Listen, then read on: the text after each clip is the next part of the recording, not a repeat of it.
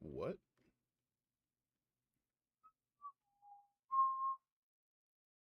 What's up with my camera? It's always something, you know?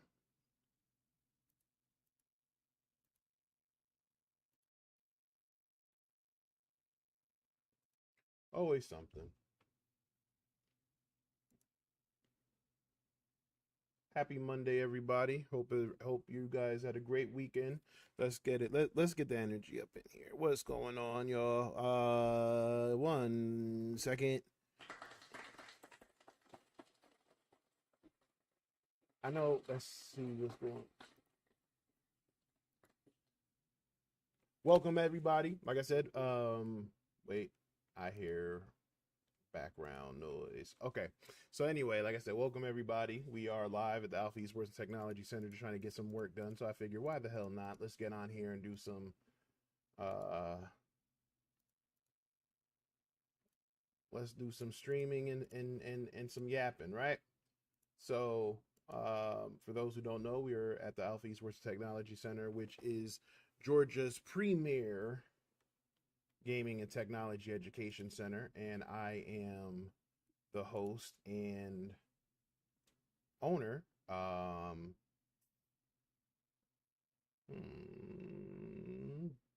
Davin Jackson. I'm just looking at. Hey y'all, I'm very Godmother on High Social Garden in Northern Virginia. We are learning from D Jackson and everyone in Alpha as we follow the amazing things the community is doing. Huh, that was nice. Ethical social engineering.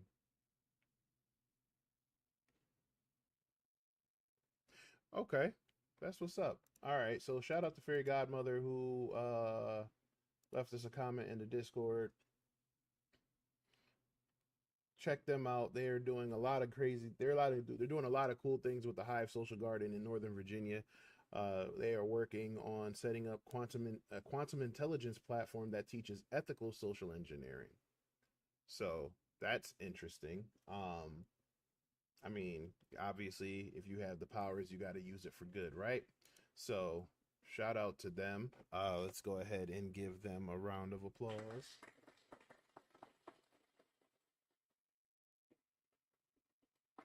So, how was everybody's weekend?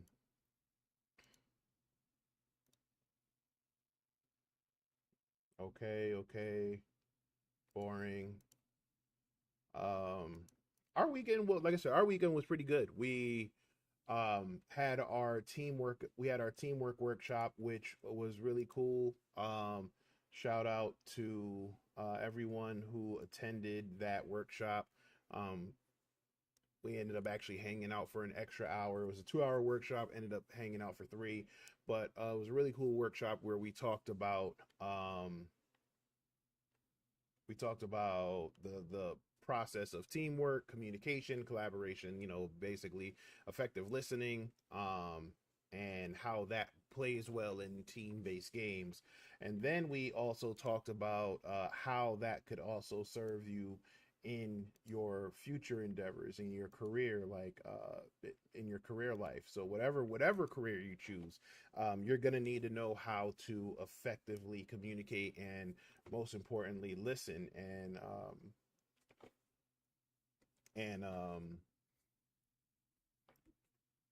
collaborate, and be a part of a team, so that was a really cool experience to teach those kids, and honestly even some of the adults, about how we do things at Alpha Esports and Technology, where we use gaming as the cheat code to future careers. So like I said, so Monday, Mondays until we get back to our AppSec rabbit hole. Mondays are usually for just getting work done, and chopping it up with the good folks in the chat. So we're gonna do. I know we're doing just chatting, but I said we'll do somewhat of a co-working. I'm not gonna really do like the whole Pomodoro thing, put the timer up and do that.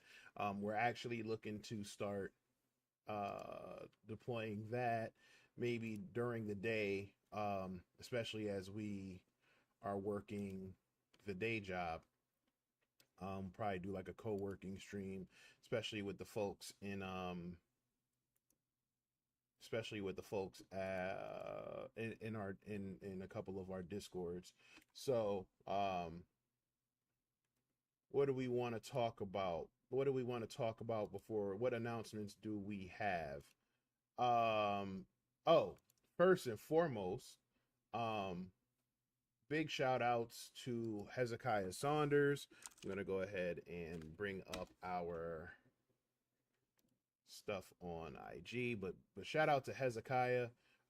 He'll be heading out to California this week to compete in the I almost said Fortnite in the I almost said Rocket League. Jeez, get it together, Davin. Hey Lily. He'll be heading out to California to compete in the Pokemon World Championships this week. So I'm pretty sure if you've seen on YouTube, there's already a couple things about the Pokemon Championships, and this young gentleman will be there participating. We're good. Happy Monday. How are you doing? So I'm just gonna go ahead and share our post to shout him out real quick. Let's see. I did. I commented. Like I said, yeah, you got some really cool stuff. Like, definitely like what I saw. All right, so let's go ahead and show you.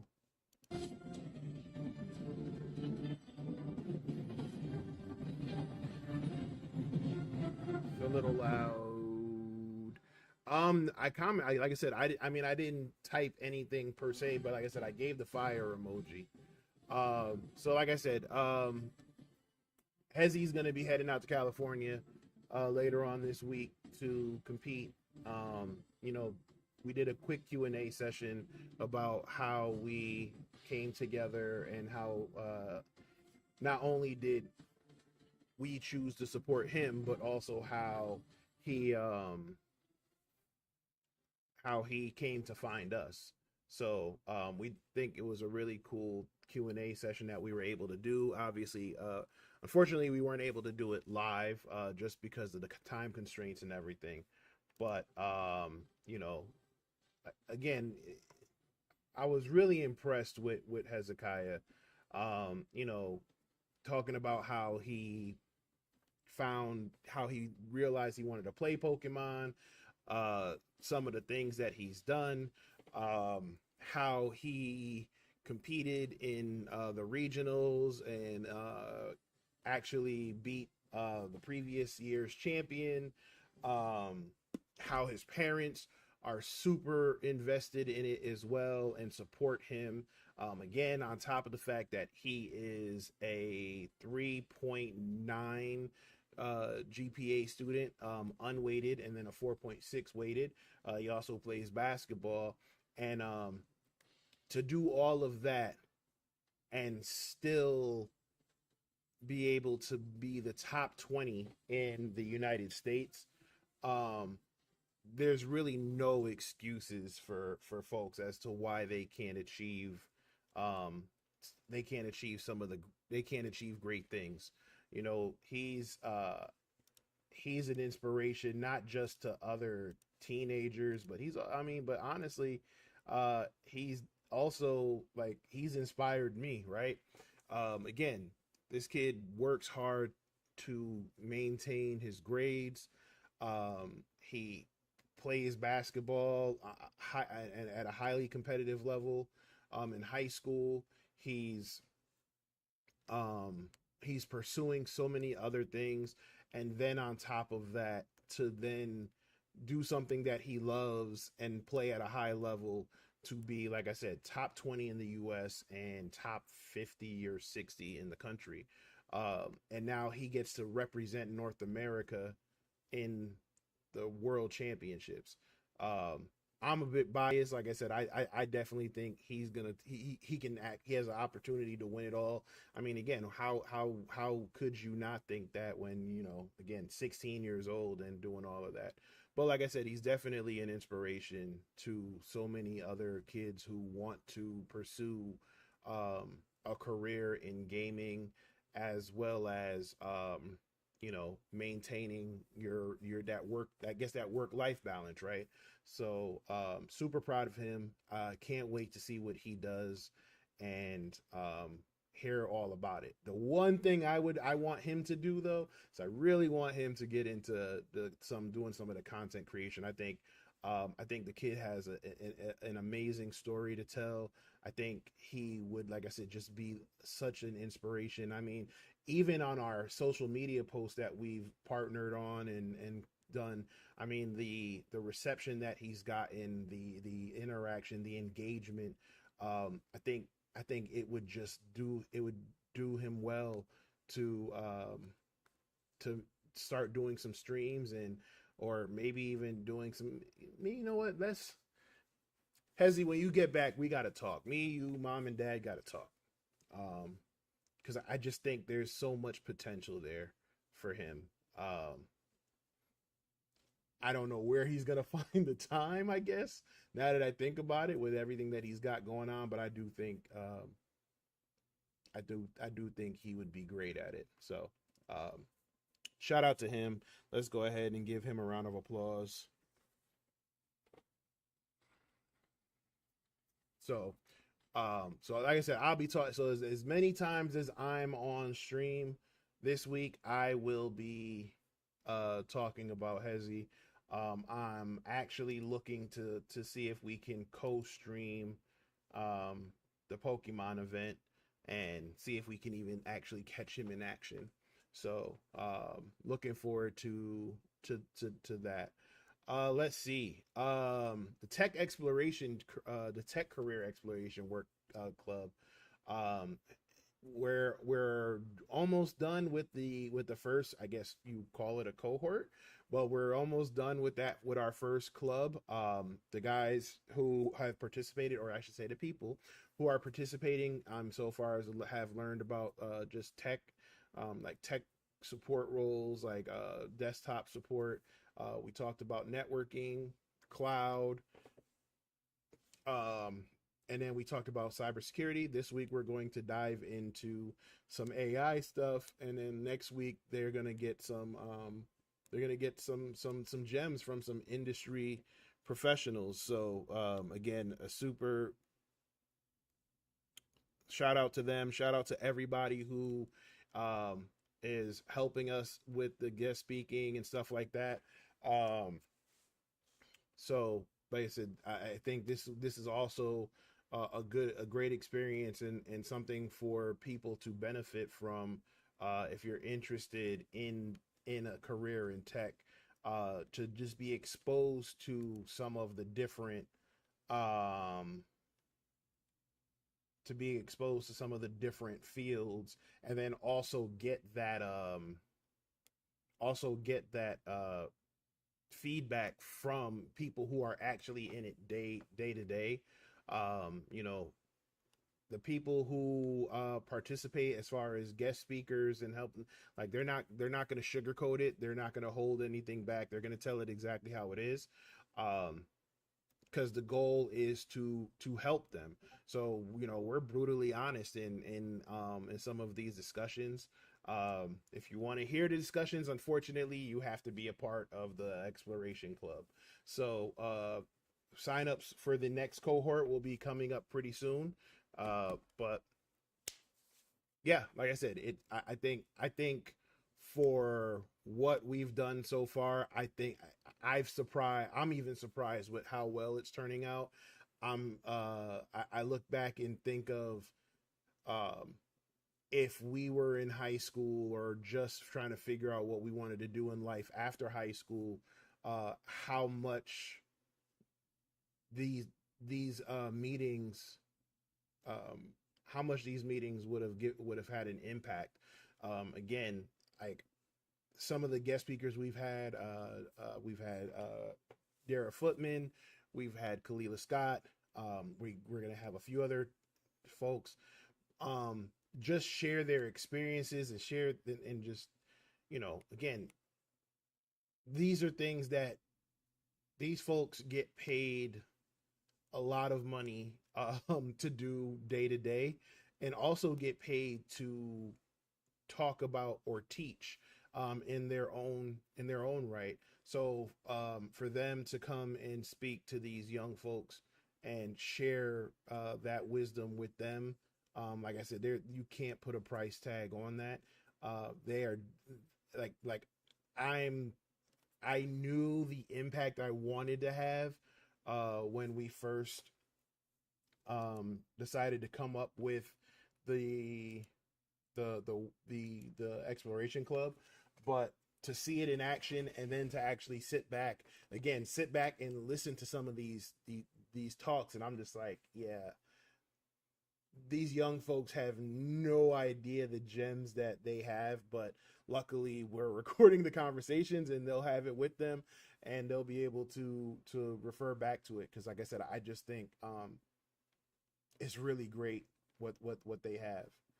So super excited to see that was has been going so well. I'm not gonna lie, as much as I like to mentor um, and help people, I am terrified every single time I got to get up here on this stage or get on a Zoom call or whatever the case may be, and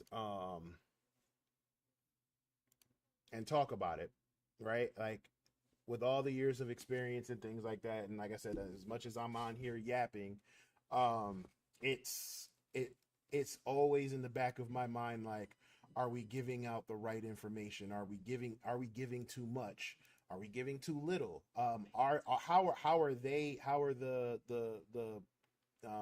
members? How are they the participants? Um, how are they participating? How are they doing? How do they see it?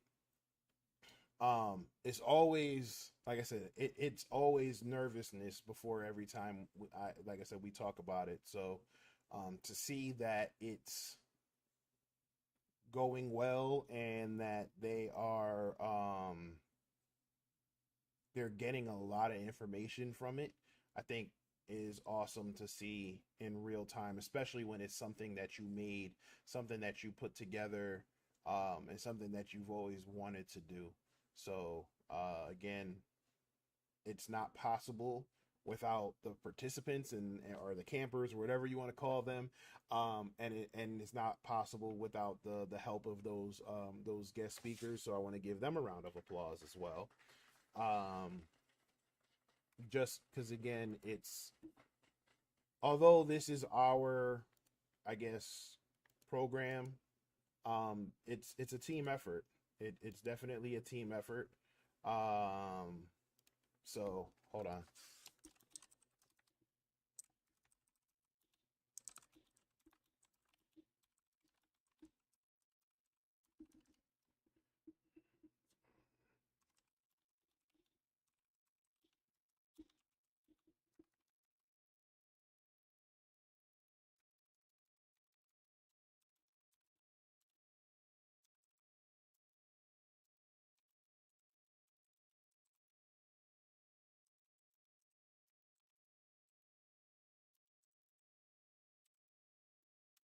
All right.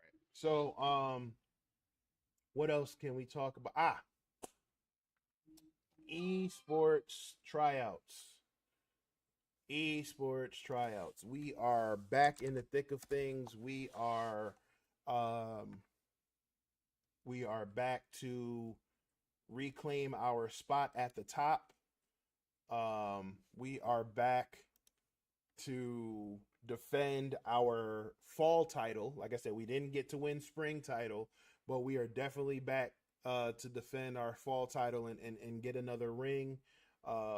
So for those who are interested in joining, we are doing tryouts. Honestly, for the next 2 weeks, but the big tryout days will be August 16th, August 23rd, and August 30th from 2. It says from 12 to 4, but it that's wrong. I actually have to change that flyer. It's actually from 2 to 5. But we're going to be doing we're going to be doing those tryouts for the esports teams. Like I said, we are looking to fill roster spots in Fortnite. We're looking to fill some spots in our for Rocket League. Marvel Rivals, we are entering the Marvel Rivals League this year for middle school and high school. Honestly, we might even fill some adult team spots, but that's something that we're still working on. But yeah, we're looking to fill Marvel Rivals and compete in Marvel Rivals this year. If I can get Valorant, I would love to. I just need I would have to find a whole team. I'm talking team and coach. Um, as well, same thing with League of Legends. I would have to find team and coach for that.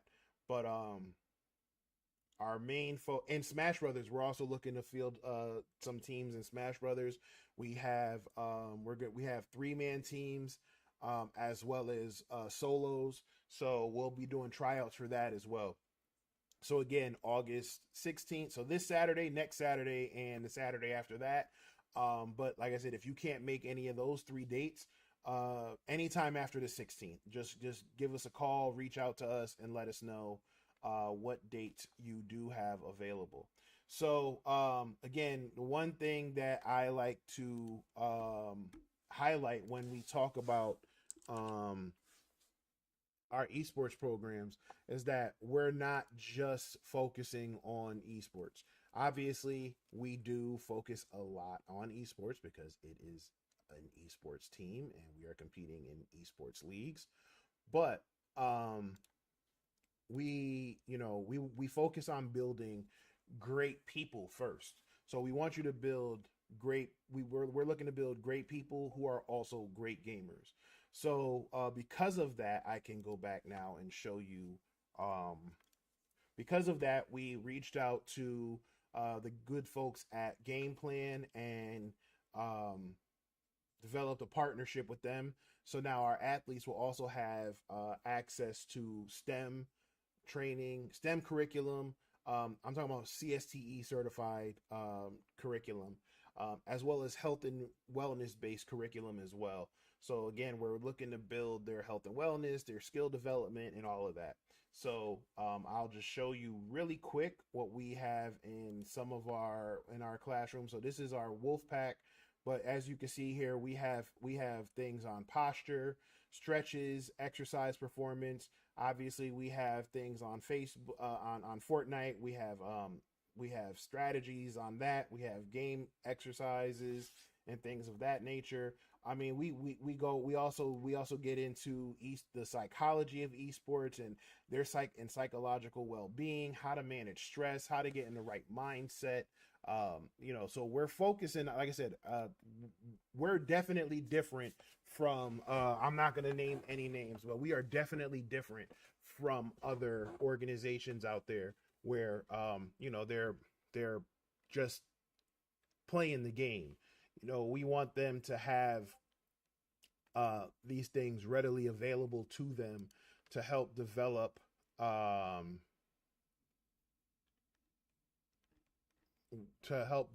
them. So hold on one second.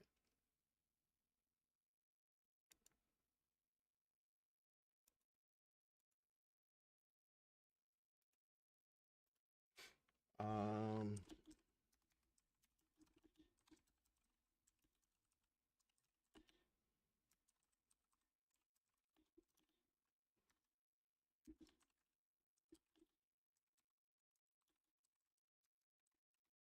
See, getting work done. Um, yeah. So like I said, um, where was I?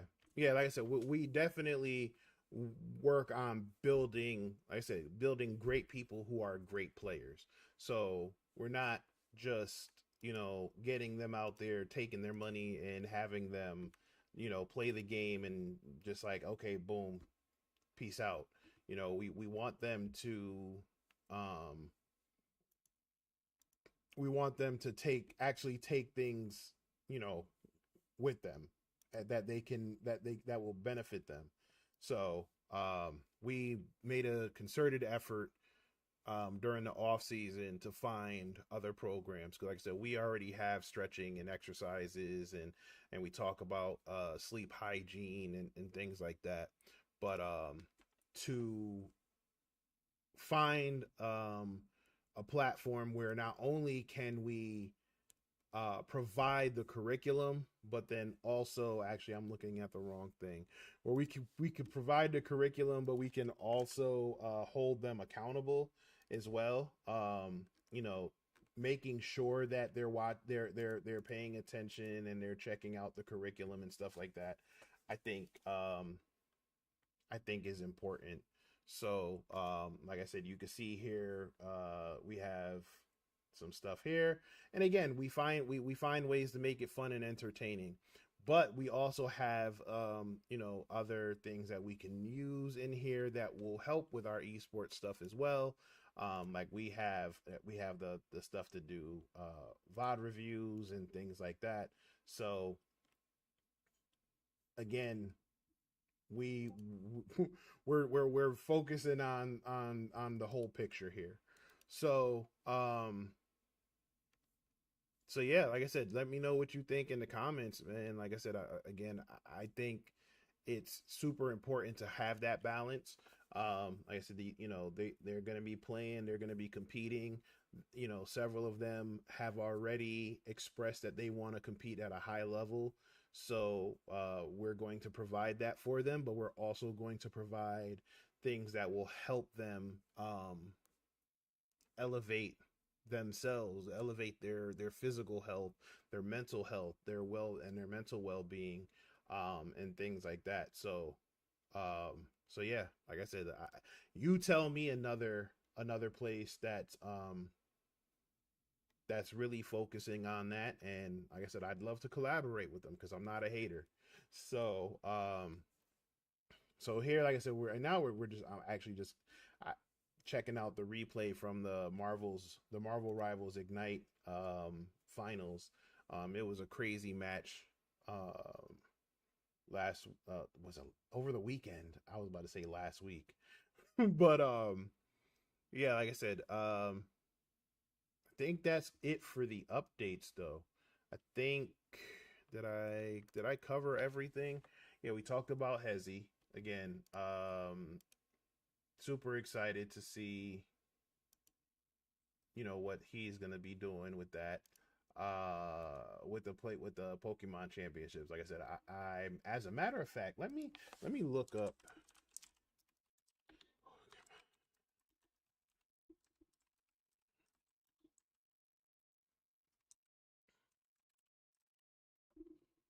Let me see what's the streaming schedule. So from the 15th to the 17th. So the main stage for VG is on Twitch and YouTube, and it's PDT. Okay, cool. So yeah, we're definitely going to co-stream as much as we can all weekend. So I believe PDT is Pacific. So that means it's going to be 11:30 our time. So we will definitely be streaming that and seeing if we can get see if we can catch Hezi in action. I want to let's see is the bracket out yet?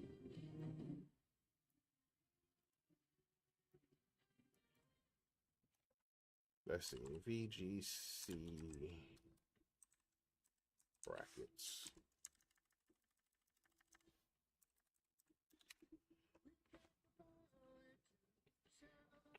Nope. Okay, so the brackets are not available yet.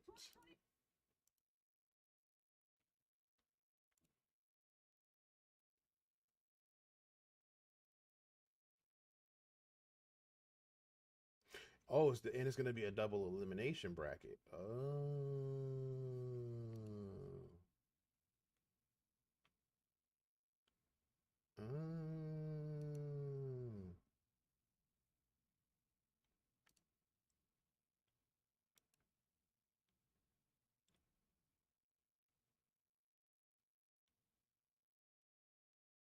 Interesting.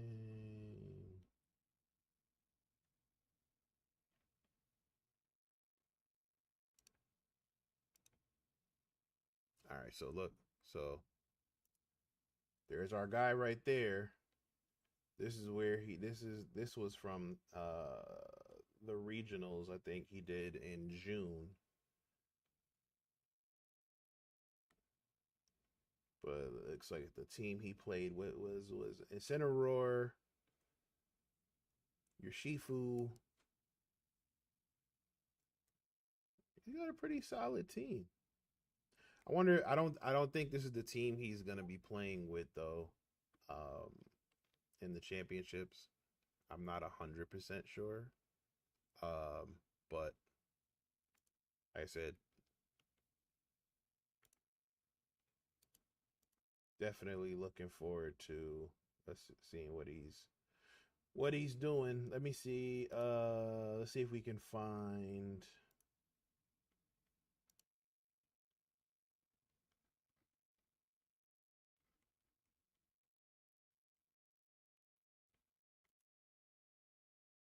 Trying to find where he.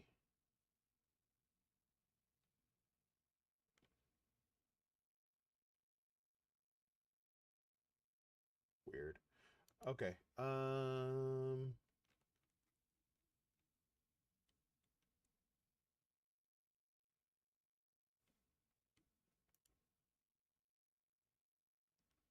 And like I said, he's doing the video game. He's not doing the card game.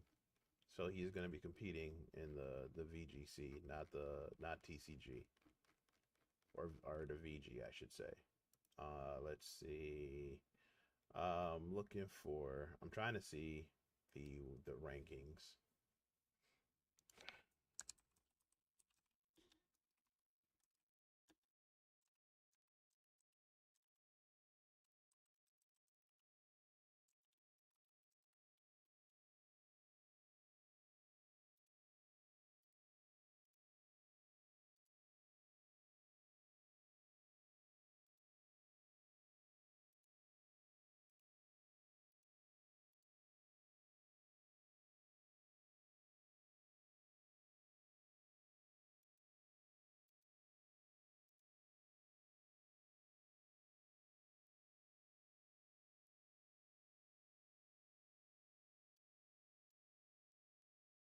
Okay.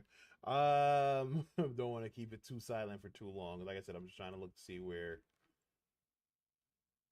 he is. Okay, so currently Hezi is 24th. So let's bring up here. So yep, so he's currently 24th. So it looks like the rankings have changed a bit since we met last. But let's see globally. He's 60. Okay. So he's 60th in the world. And that, like I said, that's out of 427 people. So he's definitely deserving of his spot.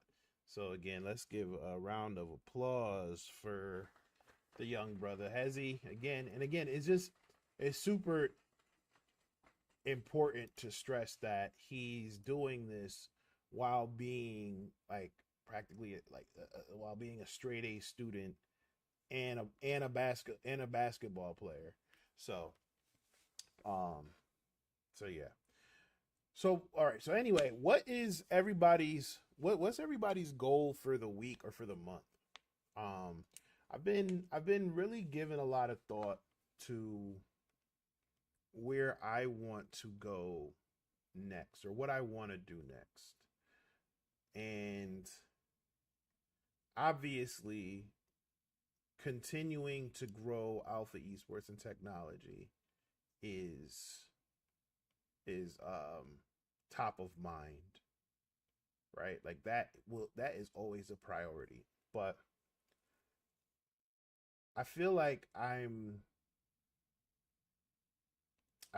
ready to start sharing some of um the experiences and things that um experience some of the things that we've experienced in the last 2 years. But I also want to um highlight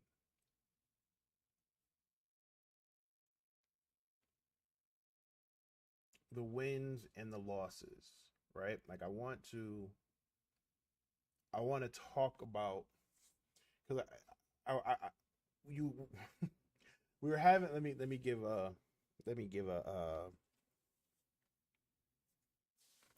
backstory.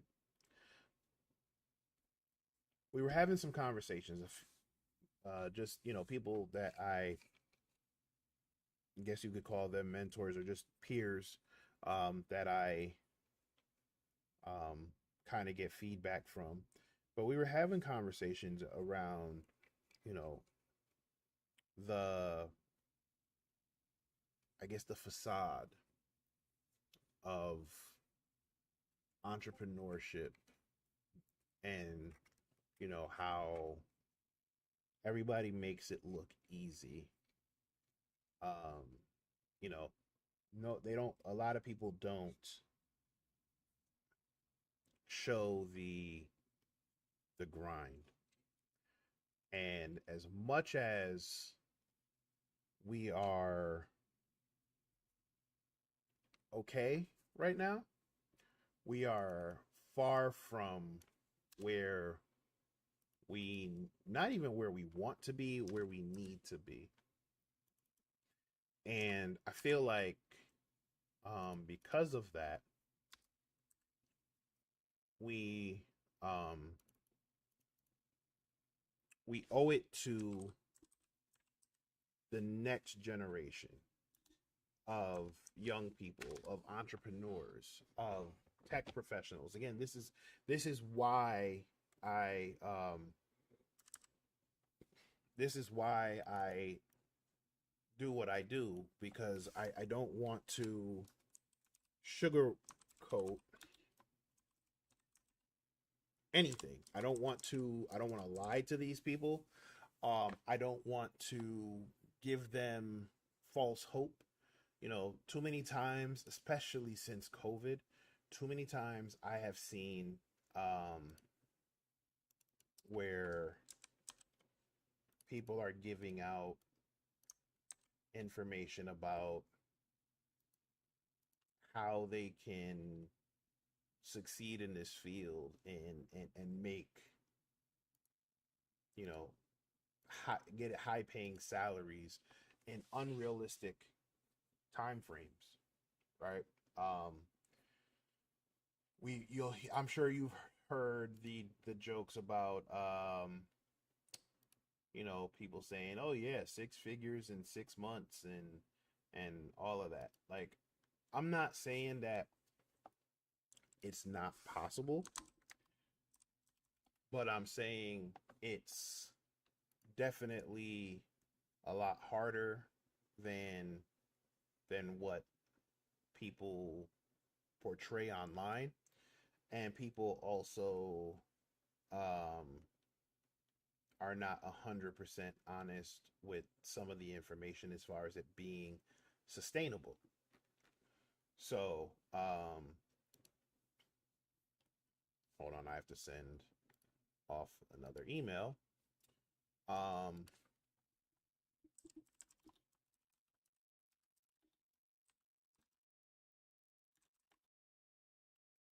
hold on.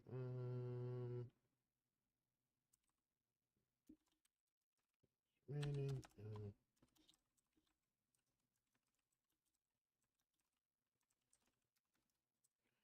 invoice for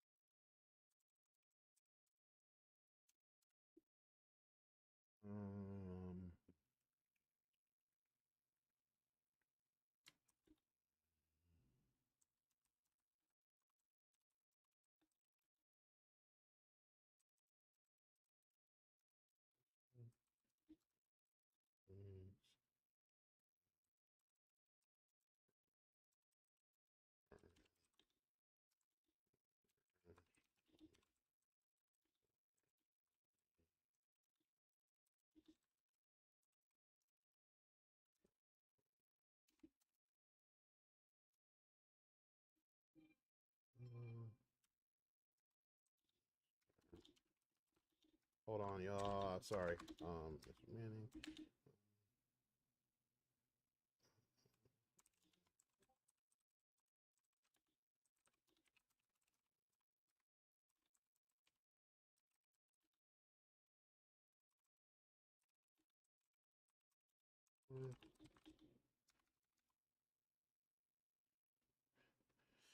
Uh,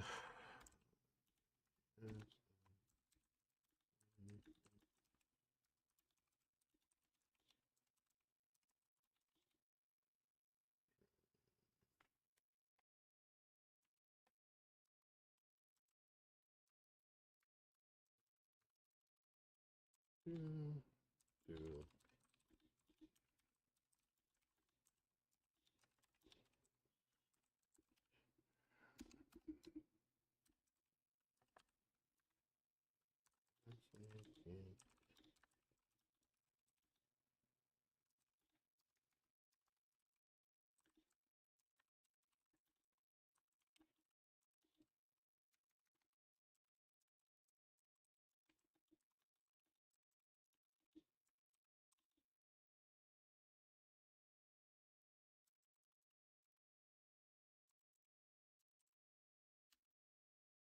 All right. Sorry about that again, y'all. Like I said, gotta keep the bills paid, right?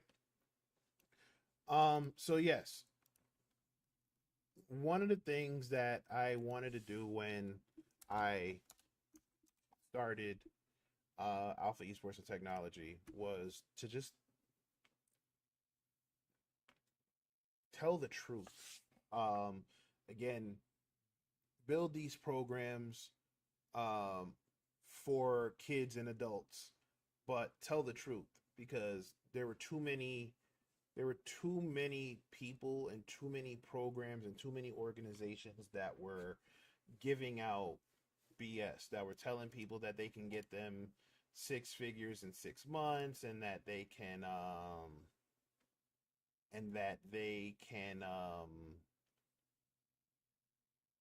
secure these tech roles and or these entry level senior roles, right?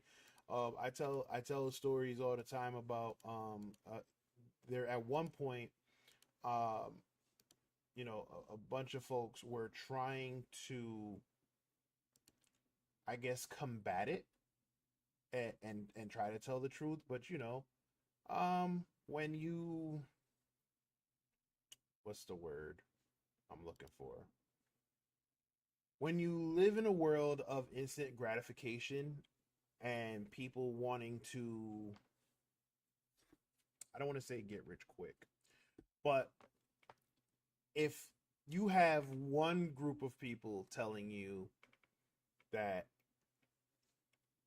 it can probably take you 2 years of like grinding it out, grabbing these certifications, really obtaining and retaining the knowledge, um, and getting and grinding get the hands-on experience so that this way um, you're able to sustain and maintain a career when you get there versus someone who says, hey, take my 18-week course and I'll get you a job within 3 months after you take our course and whatever.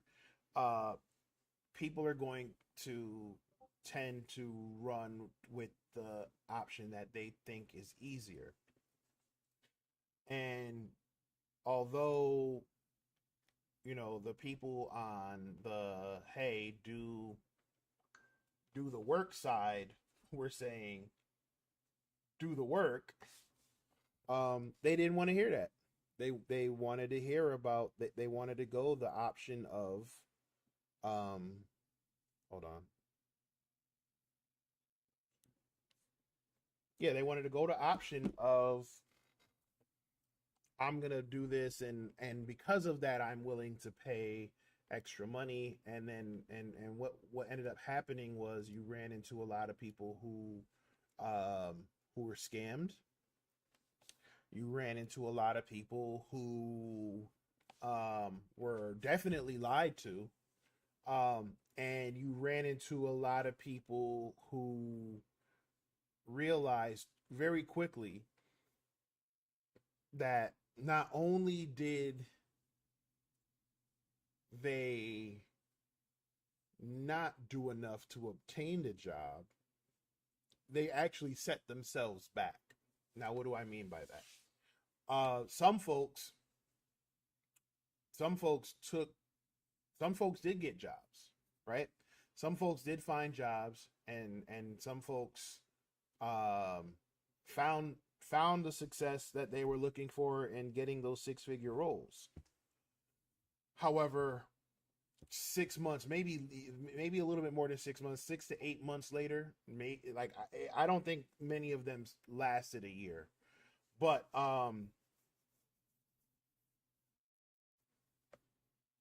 many of them um many of them ended up losing their jobs, right?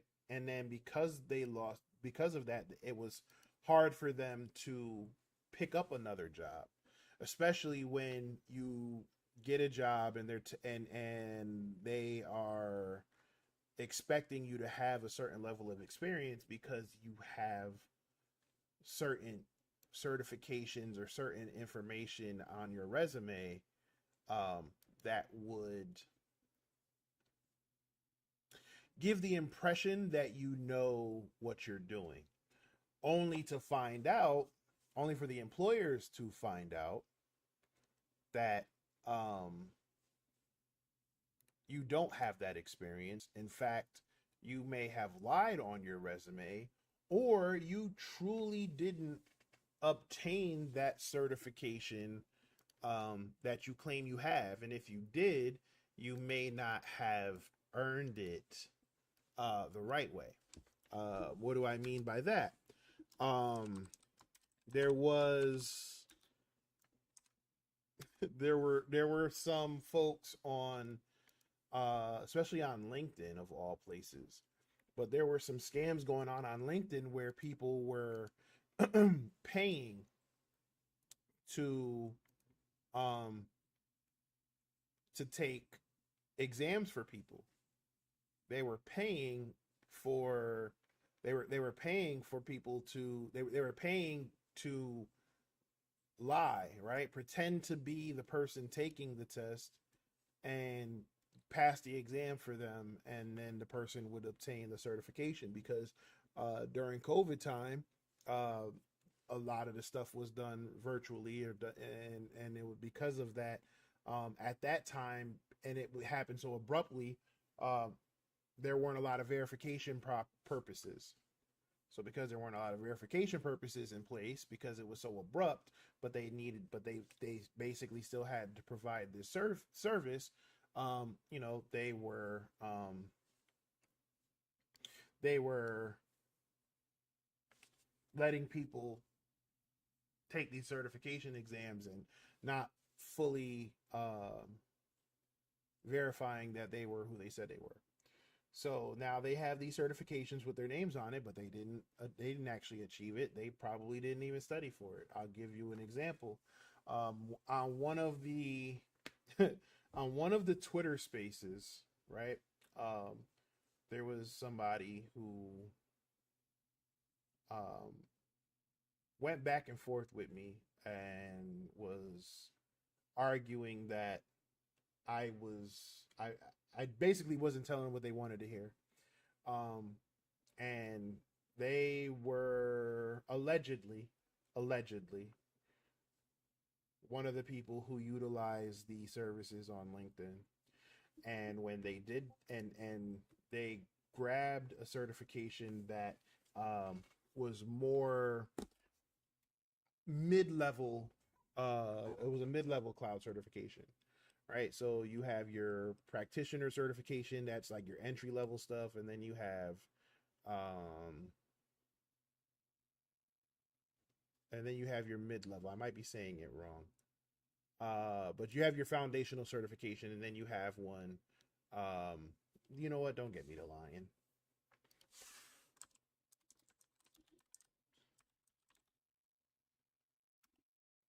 So you have your AWS Cloud Practitioner, and then what's the one after that?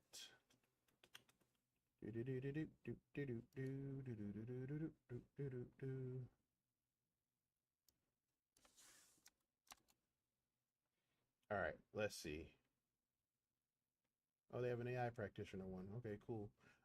Architect. Yep, I think it was a solutions architect. So they jumped. So this is the first certification you would get if you were getting into cloud, right? You would get the foundational certification. I have this foundational one, right? And it gives you the foundational knowledge of the cloud, especially with AWS. So it gives you the foundational knowledge of cloud computing and the AWS services around cloud computing. And then you have your solutions architect certification. This is one that is, again, this is advanced. So this is where um, you've done cloud, you've worked in the cloud, or you've worked with cloud technology now for, I would probably say, a few years. I would probably say somewhere between 3 and 5 years. Maybe 2 to 3 years at minimum. So about 2 to 5 years, right? Minimum to maximum. And you've built out full cloud environments for businesses. This would be the certification that you would get to reinforce that knowledge, and obviously with that certification, it comes with a significant salary. Well, this person spoke to somebody and was told that they could jump the line and grab this certification here. And let's see if it actually will tell you what the recommendations are. Associate is focused on the design of cost and performance optimized solutions. This is an ideal starting point for candidates with AWS Cloud or strong on-prem IT experience. This exam does not require deep hands-on coding experience, although familiarity with basic programming concepts would be an advantage. Let's see. Trying to see if there's who should take this exam. Okay, per the exam guide, the recommended experience is prior to taking the exam is at least 1 year of hands-on experience. So I said 2 years. I said a minimum of 2 years. And they said, however, candidates with 1 to 3 years of IT experience have been able to prepare for this exam and earn the certification. So it's been seen where people who have 1 to 3 years, but they want you to have at least 1 year of solid hands-on experience designing cloud solutions that use AWS in particular. Okay, so that's not a long time, but like I said, you have to have a year of hands-on experience.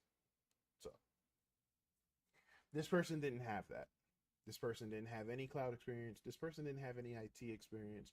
This person jumped into the field and went straight for this certification. And the reason why I know this is because after he got this certification, and here's where I say, this is why I say allegedly, he may have obtained some assistance in obtaining this certification.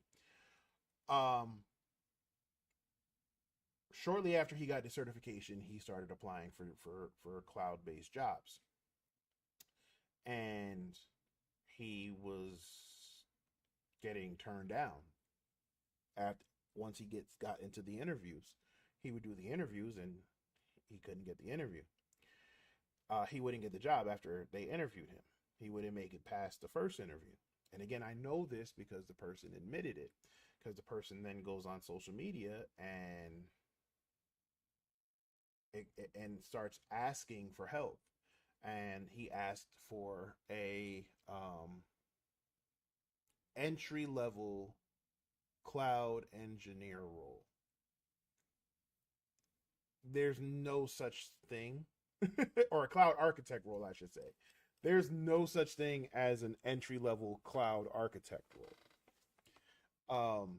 So they, you know, now you put this on social media and they're like, well, there's no such thing as a cloud architect entry level role.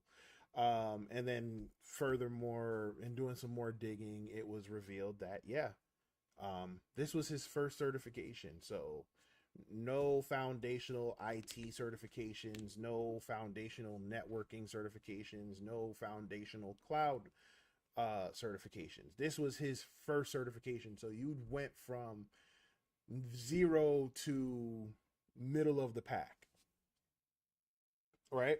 Because what does it say? However, candidates with 1 to 3 years of IT experience have been able to prepare and earn the certification as a starting point. This person did not have that 1 to 3 years of hands-on IT experience.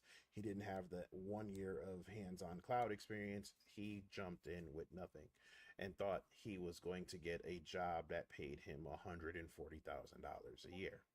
So in that situation, he actually set himself back because now you went to look for the role, you couldn't get the role, you don't have the experience, and now you've gotten a certification under questionable circumstances because again, why would you grab this certification right out the gate with no other experience? So that's what I mean where I'm like you end up doing yourself more harm than good trying to jump the gun. So anyway, I started seeing too much of that. I started seeing that like a lot in, and I wanted to, like you've heard me say before, be the change that I wanted to see. Um and in doing that, I also wanted to build a space for young folks to be able to come together and just enjoy everything gaming and nerd or geek or tech culture. Um, I wanted to be the change I wanted to see. I wish there were places like this when I was growing up. We had arcades, and then on top of it, uh, I've always tried to find ways to teach some of these concepts with with pop culture, tech culture, gaming culture, nerd geek culture, right? Because this is what they're into, and this is what will help them retain that information. Case in point, where I'm able to explain the phases of a pen test using Fortnite. And I try to reach out to different folks and find opportunities and ways to partner with them to make this stuff happen. And unfortunately, um, I ended up having to do it on my own. I'm not gonna say unfortunately that I had to do it on my own. I think everything happens for a reason, and I think this is definitely one of those things that happen for a reason. Um, but when I reached out to folks, some folks were like, "Yeah, let's do it," and then never hear from them again, or some folks were just kind of no, or some folks just kind of just ignored it. But like I said, I think that happens for a reason because now we're able to do it how we want to do it. And like I said, if we fail or fall flat on our faces, so be it, but we can dust ourselves off, learn from our lessons, and try to uh you know regroup and re-strategize and all of that. um and yeah, so but it has not, this process, these last 2.5 years have been probably some of the hardest years, not just professionally, not just with the business, but also in my personal life. And I think I'm at a point now where I've um,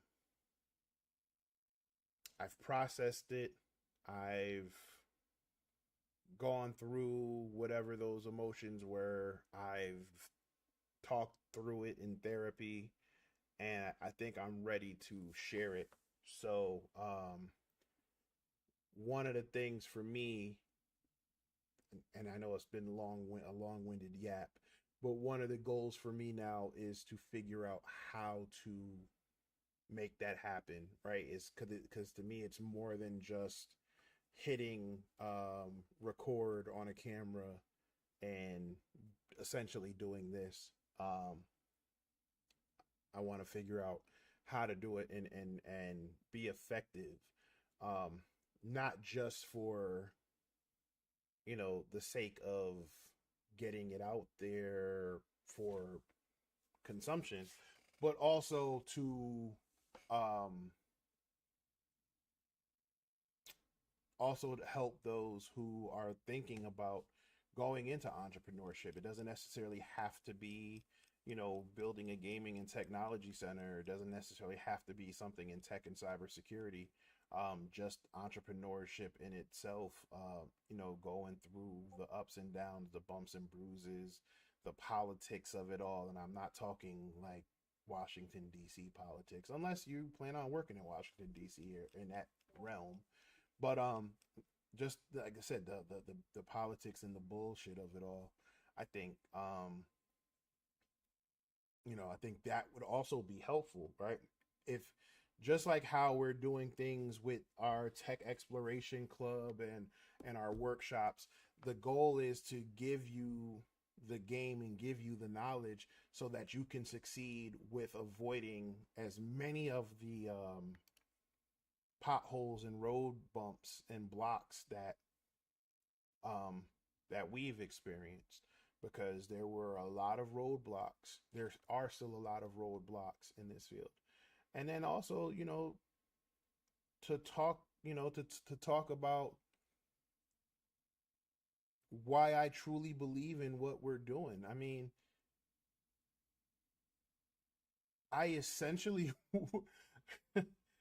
I essentially walked away from um the day-to-day cybersecurity career, right? Um, I keep telling folks all the time now, I've been referred to a couple times as the Andre 3000 of tech and cybersecurity, because I was someone who was always in the forefront all the time. And then when I decided to start this, I kind of fell back and disappeared and tried to make sure I got right. And then I went the complete opposite direction of going right. And it just kept getting worse and worse. So I really just kind of fell off the grid, um, while trying to build this place up and get things up and running. So because of that, I haven't been seen much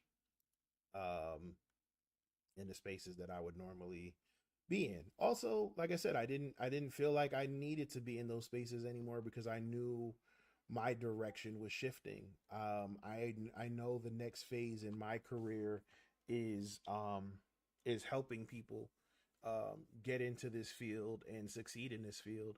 And like I said, I didn't like what I was seeing as far as what some of these people were doing and how they were taking advantage of people. I mean, again, if you're able to sleep at night and make the money, then fine. If I would like to make money and still keep my soul intact.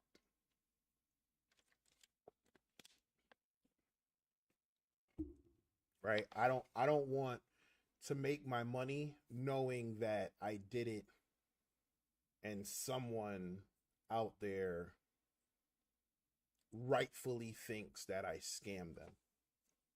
Hell, I don't want to do it and scam the people, because you can't tell me some of these people that are putting out these things out here, putting out these courses, aren't knowingly aren't doing this knowing that they're scamming. I mean, hell, there's some folks out here who have courses about how to get into tech and cybersecurity and don't work in tech and cybersecurity. So I would rather, you know, tell the truth than to tell a lie and earn a buck. Right? You got people who are making, I mean, they're charging these people thousands of dollars for crap that they can find on Google. And I get it. Sometimes you do have to pay for your time, right? Sometimes if people are willing to come, rather go to you and not do the research, then okay, fine. But to charge, I think to charge people for crap and make it seem like it's this profound knowledge and wisdom that they can't get anywhere else, and tell them, because of this you'll be able to make $150,000 in 6 months, or whatever they're telling people. I think is wrong. um so yeah, so like I said, so I wanted to change that. I wanted to build a space for people to come together. I think uh, social media and COVID really messed up the social element of people. I also think that there was a study that showed over 60% of people got their start in tech, or found their interest in tech, because they did something with gaming. I found my love and interest in tech um, because of because of gaming. So uh, you know, want to build a space that could facilitate that as well. So yeah, we built the center. So like I said, I want to be able to share all that information with everybody. So as you can see, um, because I don't want to leave y'all empty-handed, and like I said, I've been yapping now for about an hour and a half. Um, we have another try hack me room, and again, I want to. So let's go ahead and go through a room about what's this called? I think this is the lookup room. So lookup says test your enumeration skills on a boot to root machine. So when you talk about enumeration in cybersecurity or penetration testing, enumeration is the process of gathering information, right? The enumeration is gathering the information that you can use later on in future processes and future phases of a penetration test. If you're not familiar with the phases of a penetration test, you have enumeration, or you have enumeration and information gathering, which is phase one. Well, actually, here, let's go back. You have the pre-engagement phase, and that's for folks who are working in a pen test shop or working in a corporate setting. You have the pre-engagement phase, where you're talking about the scope of the pen test, the rules of engagement, what's allowed, what's not allowed, when can you test, what can you test, how can you test, what tools you can use, what you're allowed to do. For example, can you do social engineering and try to trick people? Can you do any type of destructive testing that would risk taking a service down? Um, is it a penetration test versus a vulnerability assessment? Are you only able to scan and not actually do exploitation? So these are all things that you would do you would figure out in the pre-engagement phase. After the pre-engagement phase, you have your information gathering and enumeration. This is where you're going to gather the information on your target, right? So it can be passive or active. Well, passive is anything you can get from Google without directly interacting with said target. So, what can I get from Google? What can I get from social media? What can I get from job boards? What can I get from your website? Right? What can I get from these things that are publicly available? That's passive enumeration, or passive reconnaissance. And then active reconnaissance is things like port scans. Like, I'm pretty sure we'll probably do an Nmap scan in here. What can I do with, what happens if I interact with anything on the website? So that's active, right? It's actually like not physically, but it's like anything that can get their attention, anything that would, I guess, touch the target, or the website or the application. So once you have your information, once you've gathered enough information on your target, you got your IP addresses, you got all the information you need, you would then move into the um, scanning and analysis phase. With scanning and analysis, now you're looking for vulnerabilities. You might do some Nmap scripts. You might do vulnerability scans. You might do some more active testing. Again, the goal with that is to figure out, get more information to build off what you got in the last phase, and get more information to see if there are any weaknesses on the website. After you get that information, you move, it switches from scanning to analysis. This is where you're confirming your information. So, for example, if there is indeed a vulnerability, like let's say an outdated service, or let's say it's using an old version of something, um, now you're verifying that. You're looking at that and determining it are what weaknesses, right? Because usually when an update comes out, when you get a Microsoft update, when you get an iOS update, when you get a phone up, an Android update, um, they're updating things to make certain things better, but they're also, what they're not telling you is they're also updating things to fix issues that they found, fix possible vulnerabilities that can be exploited in that current iOS, Apple, Android, Microsoft, Windows, whatever version. So because of that, it's important to update your stuff. If not, you're running an older system. You're running an older version. You're running old drivers. You're whatever the case may be. They are now prone to any weaknesses that are that are in that version. So after you do your scanning and analysis, you move into the exploitation phase. This is where you take, okay, I know this version is vulnerable to, I don't know, SQL injection, or it's vulnerable to remote code execution, right? Remote code execution is game over. But you know that because the vulnerabilities are there, the exploits exist, now you're actually going to exploit that vulnerability. You do not exploit without permission. I repeat, don't even fire up any exploit tools if you don't have permission or if you're not supposed to, because then you'll be breaking the scope and rules of engagement, and you'll have a world of hurt. Um, After exploitation, you'll have post exploitation. Hold on one second. Hold on one second.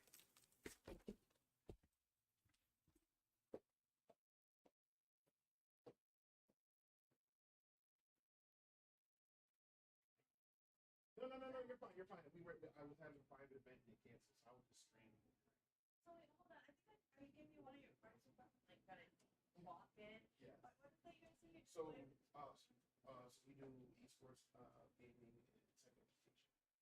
So we call it using gaming as a cheat code to future careers. But we also have programs like we have a middle school Fortnite team that competes nationally for scholarship. We have we do programs where we're teaching different concepts, but we're using video games to help the games. We just did a teamwork workshop this past Saturday, where we used like Marvel Rhymes and stuff to teach effective communication and listening. What are your prices? So for our walk-ins, we usually it's $12 an hour. We're actually going to run a special that's $10 an hour for that. We have membership prices where now they can come in and have a set amount of hours for the month. Our esports programs, that's a little bit more expensive. It's $25 a month. They get jerseys. We practice once a week. We play 2 games a week, and they're also given access to our training platform, where we teach like health and wellness and things like that. And then they also get the free membership included in all of that. Um, and like I said, depending on the game that they play, they would have their match day. They have a scrimmage day where there's like another practice day, and then we actually go through the process of teaching them the skills and things like that. And then we do tech workshops and stuff like that. Like we're actually just about to wrap up our first tech career cohort. So high school and just out of high school or college kids, we have about 10 of them right now, and we're showing them the different careers in tech. Like I work in cybersecurity, that's my big. So we show them different stuff. I actually have people talk to them and tell them how to get into it. Really? We were down weeks. Yes. We built a whole new system. Oh, see, look, it's funny. I was just talking to my wife the other day. I think I might offer some services just to come by and do scans once a month just to make sure everybody's good. But yeah, that's yes. What's the youngest? Nine, usually about 9 to 9. Now they would know. That's for like some of our programs. They want to just come in and play. They it's young.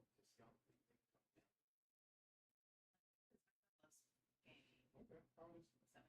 Okay. No, we have younger kids who come in and play. Yeah. It's just that before we start getting them into like competing, yeah,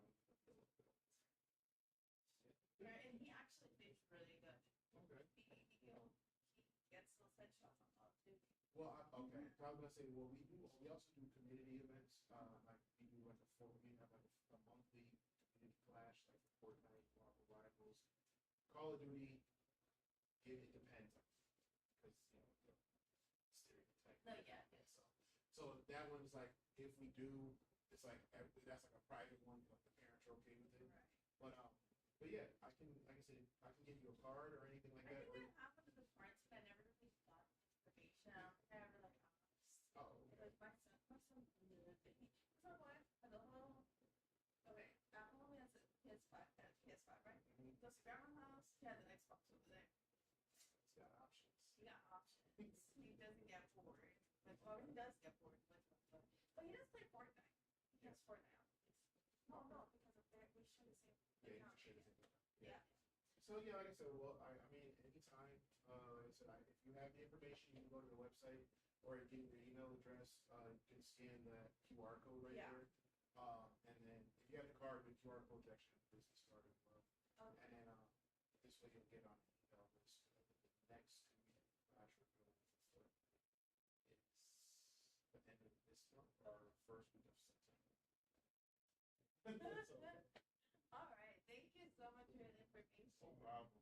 Have a good day.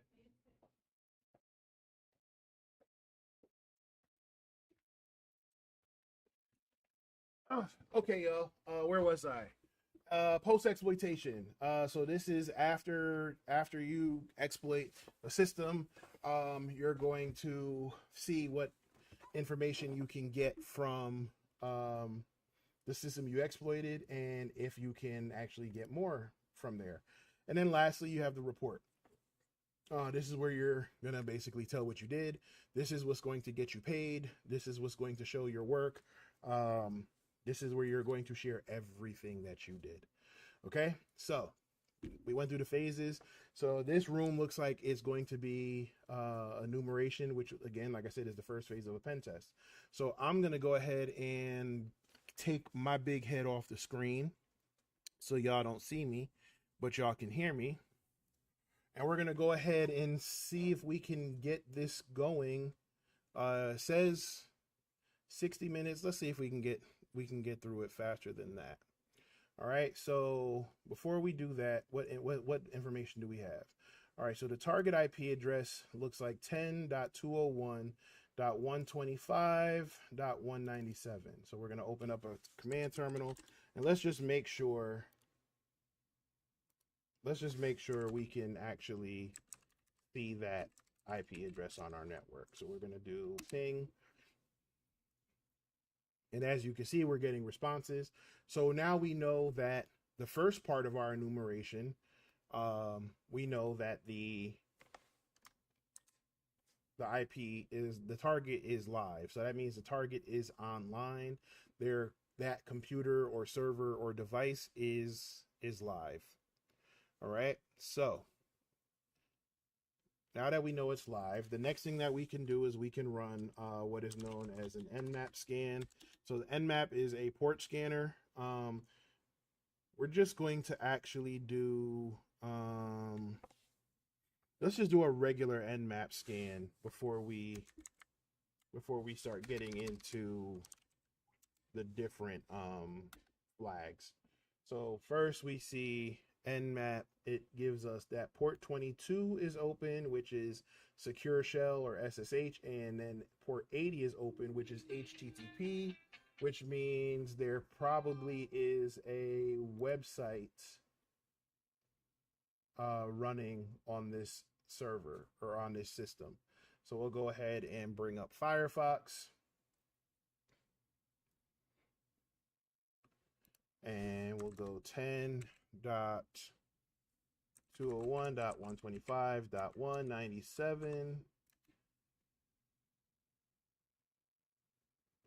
It says we're having trouble finding the site, but it does look like the DNS, so the domain name service. So think of DNS like a phone book for websites, right? So the first time you get someone's information and you got to put it in your phone, you got to say, hey, what's your telephone number? Okay, your telephone number is 1 2 3 4 5 6 7 8 9 10, right? Because you got to get the area code first, right?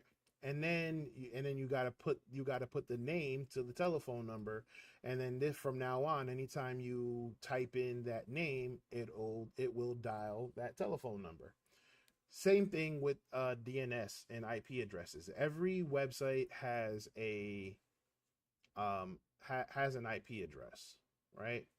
Um, but to remember all the IP addresses would be like trying to remember all the phone numbers in your phone book. So they came out with DNS, or the domain name service or domain name system, that will allow you to um, put the name in. So now when you go to tryhackme.com or you go to google.com, it will call that IP address and get you the information that you're looking for.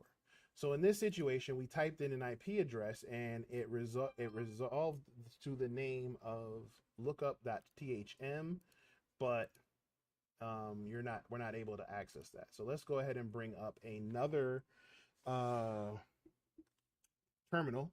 And what we're going to do is we're going to update our host file, basically our phone book. So we're going to go nano slash Etsy hosts. And as you can see, there's already some information here for localhost. Okay, so we'll just go ahead and give it some space here. And then we're going to go 10.201.125.197. Give it a space. And we said it was lookup.thm. Let's make sure I spelled everything properly. I did. We'll hit Control X to exit out. Do we want to save? Yes. And do we want the file name to write Etsy host? We want it to stay the same. So now we will clear that. Jeez. We will clear this. Actually, we'll just close out of this altogether. And now when we refresh lookup THM,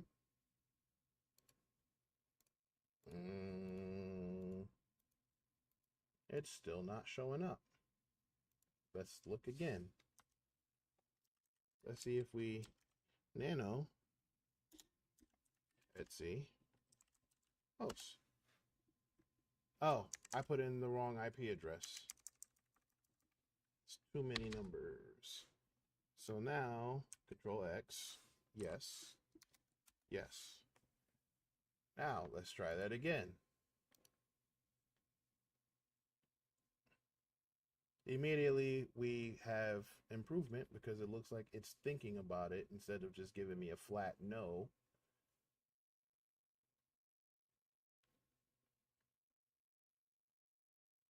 But it is taking a while.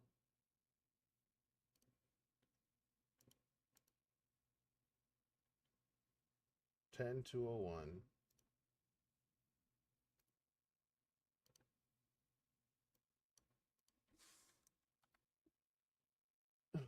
Oh, I did it again.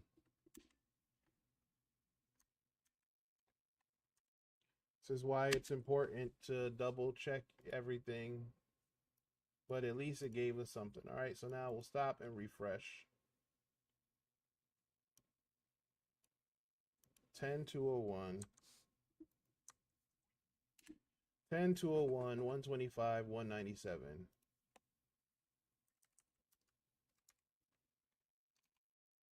Look up that THM.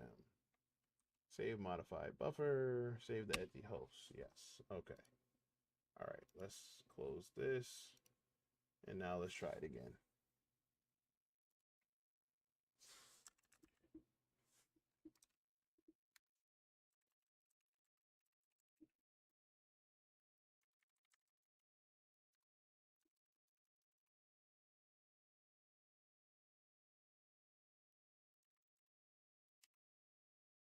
There we go. That's better. Okay. So we have a login page. Now, there's a couple things we can do here. We do have this information. That's great, but we're not done fully getting that information. So now what we're gonna do is we're gonna run some more detailed Nmap scans, right? So we're gonna go here. We're gonna say Nmap. We're gonna go dash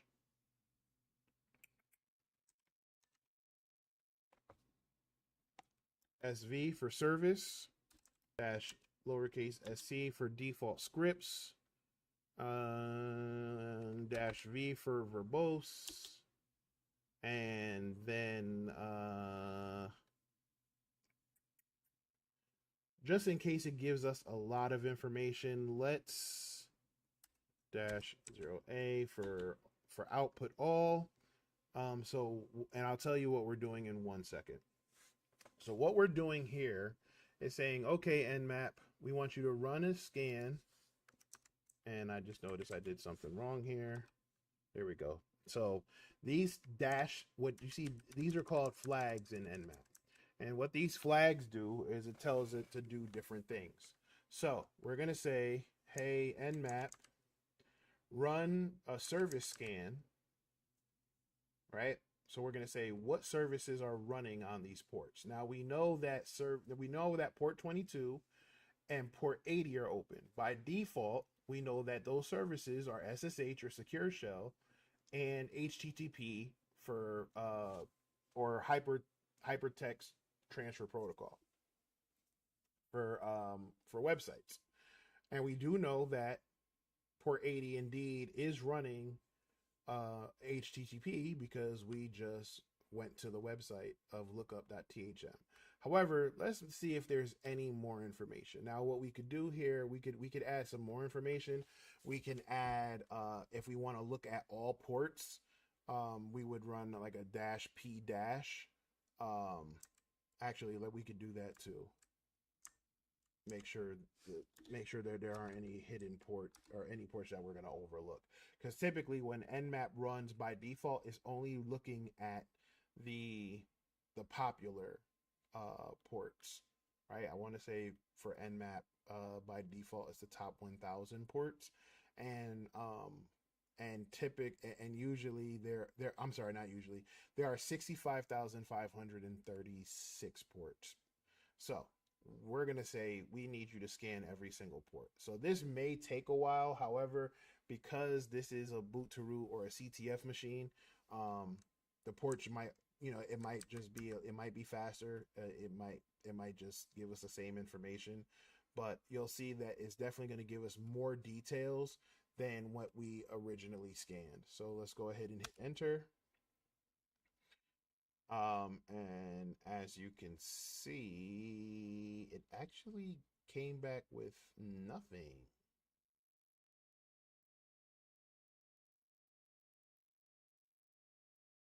Hmm.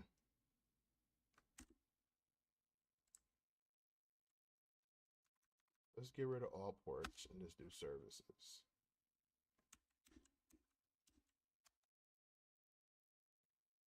Interesting.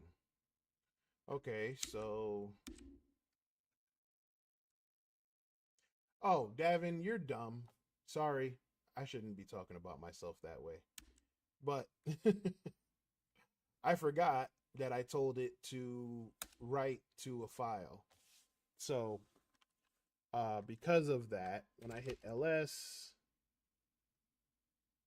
you'll see that there's a GNmap, there's an Nmap, and then there's XML. So if we cat 10 dot, right, and then let's just say Nmap, we'll see that it came back with nothing. Okay, so no, it did still tell us that no targets were specified. So no hosts were scanned. But that's weird. All right, so let's do this. RM dash RF Nmap GNmap. What I'm doing right now is just saying delete those files. We don't need those files anymore because I want to know why my scan didn't work. So we said nmap, all ports, service scan.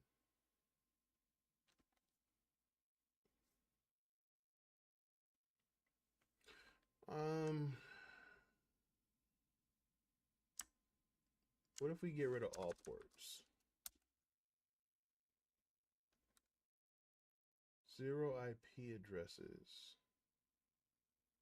Why is it not working?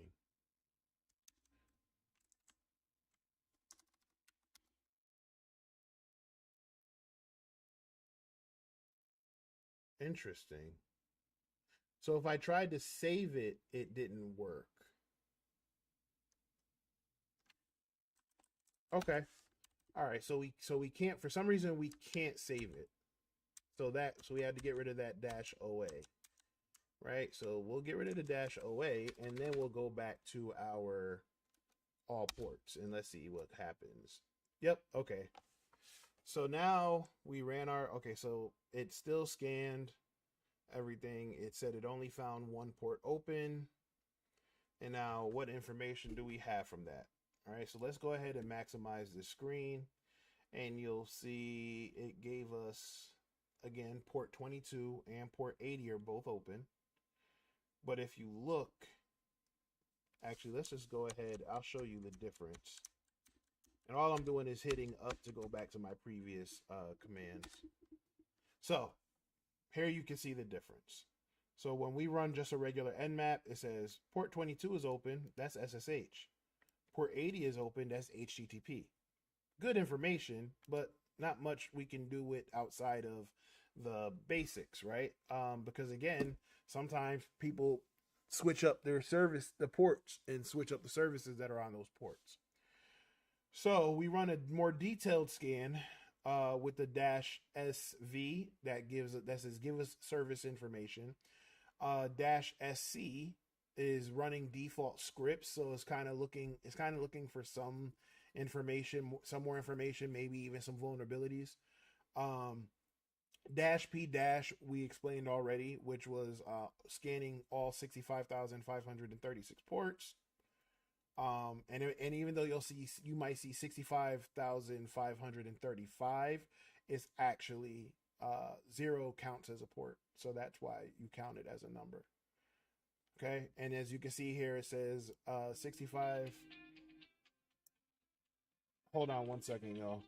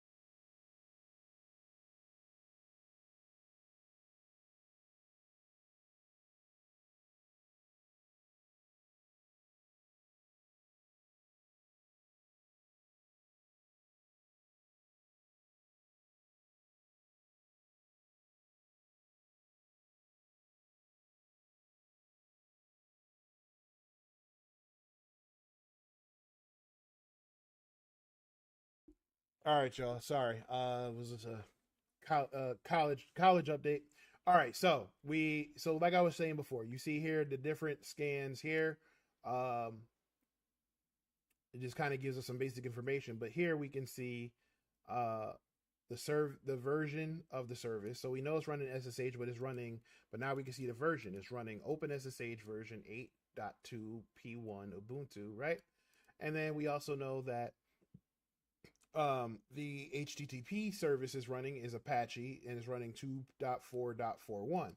So now, if what could we do with that information? If we know that because we read the instructions that this is this is solely an enumeration rule, but um, what we could do is take this information and see if there's any vulnerabilities. And I don't know if search exploit is on here. Search exploit is on here. Awesome. All right, so what dang it. See, this is why it's important to write down your stuff. Here, let's just get this back again so we can get our port information.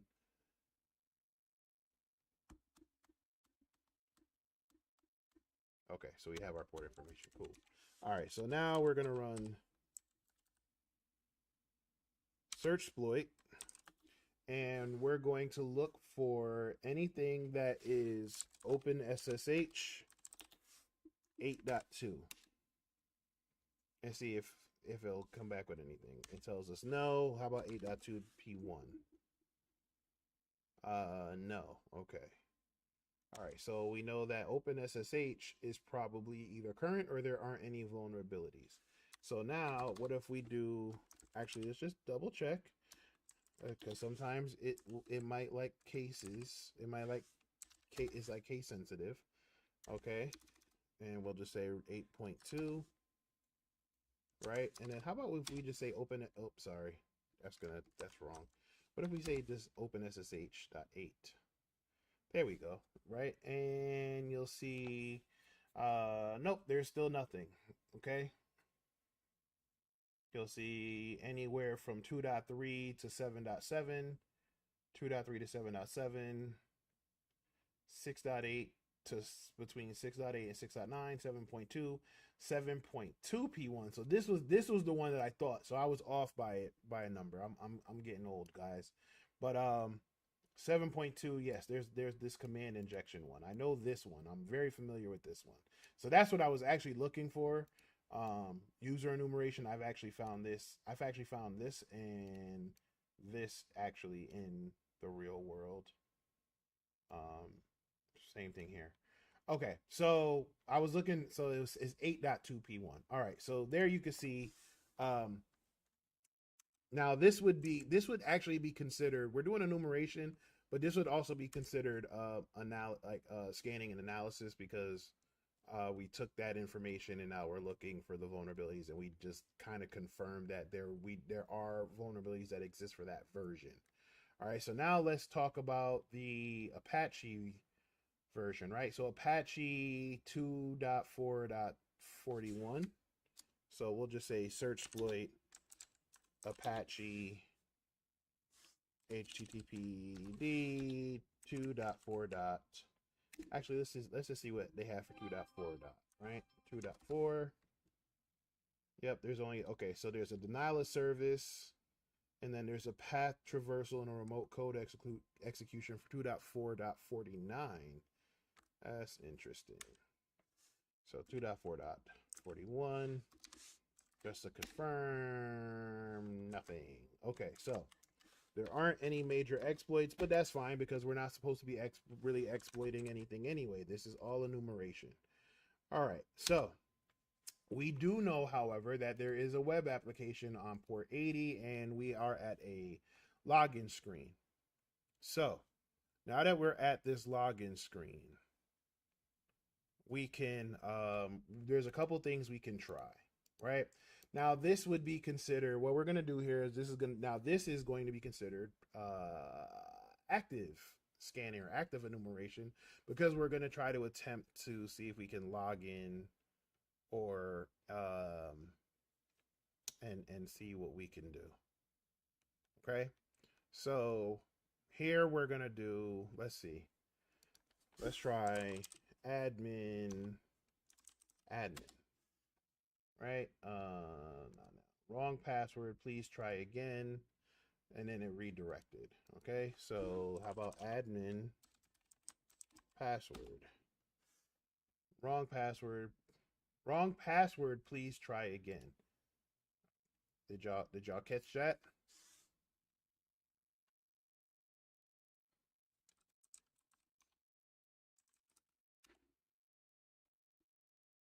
How about now? I know the thing keeps popping up, but check this out. Check this out.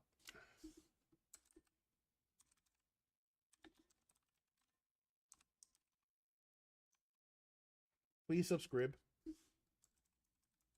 Password. What's that say? Wrong username or password. Please try again. Right? How about user password? Wrong username or password. Please try again. Admin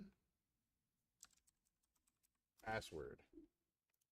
Wrong password. Please try again. So,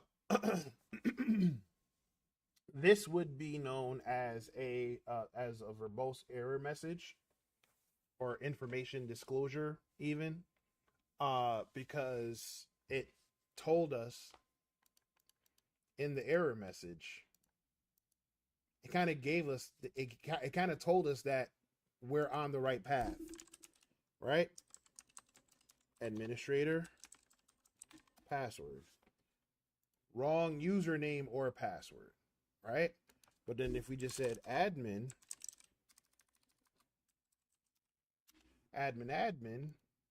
wrong password, please try again. So we have the right username in admin, but the wrong password. But if we had the wrong username or password, it would say wrong username or password. Okay. So let's try, just for the sake of it, let's say we know admin is the user. So how about we say admin or 1 equals 1. Wrong password. Okay. So what we were trying to do I was trying to do a SQL injection, and I'll just show you SQL injection, SQLi login bypass cheat sheet. So like I said, I kind of know some of these by heart, but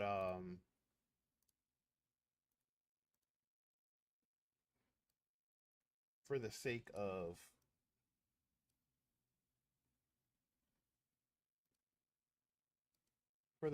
this, I'll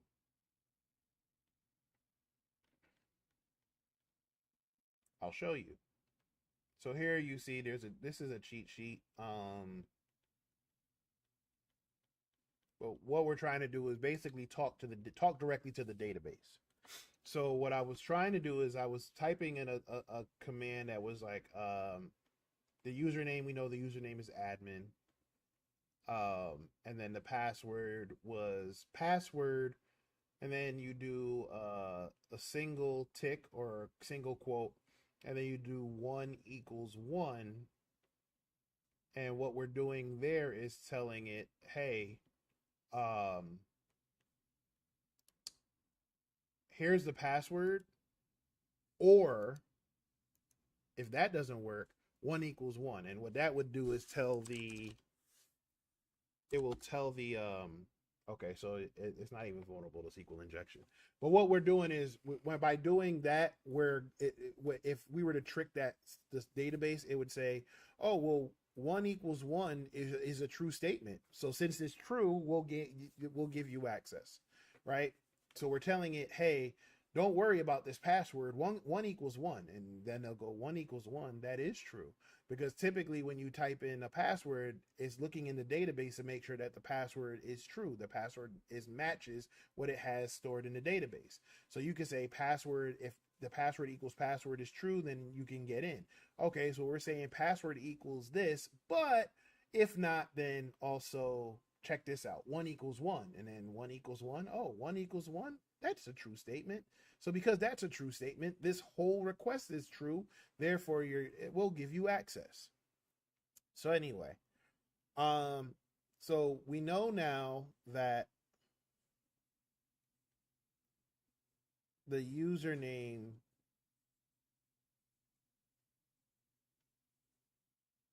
we know now that the username admin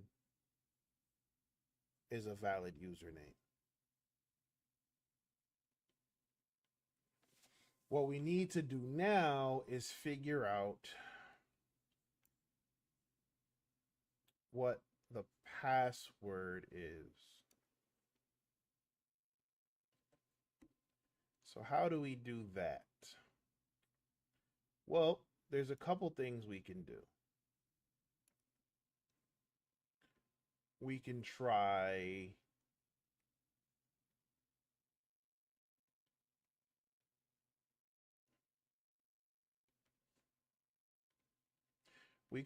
something like Hydra, right? Where we can brute force the password because it doesn't look like there's any protection on the website that's gonna block us from, it's not, there's like, you have some websites where if you get the wrong password more than 3 times, it'll lock you out, or it'll tell you, try again in 20 minutes or something like that.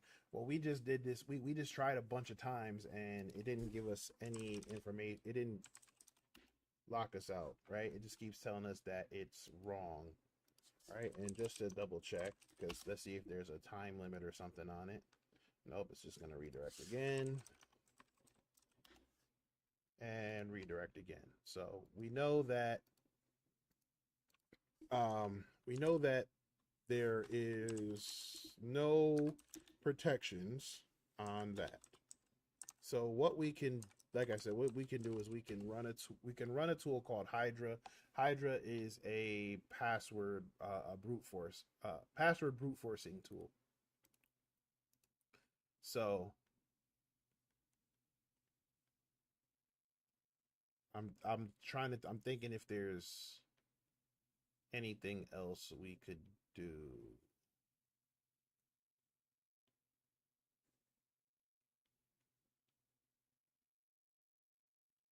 I'm thinking.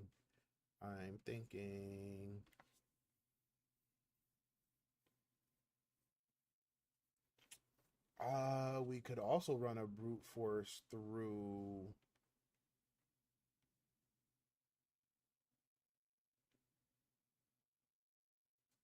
We could also run a brute force.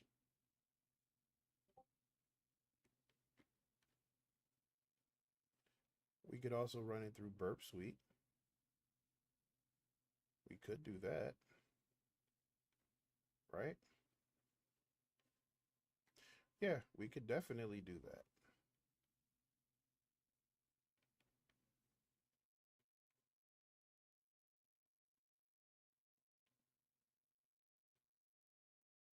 I'm also just forgive me if it's a little silent.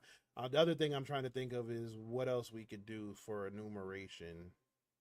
If there's any other enumeration we can try to figure out here.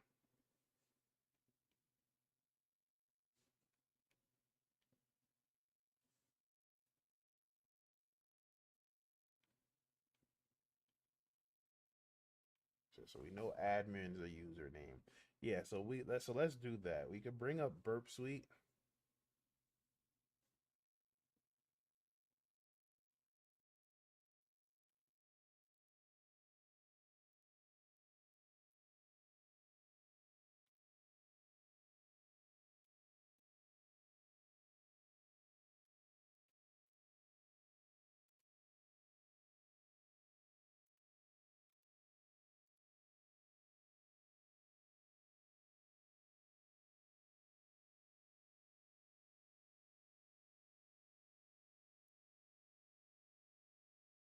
Oh, I know what else we could do. Since this is enumeration,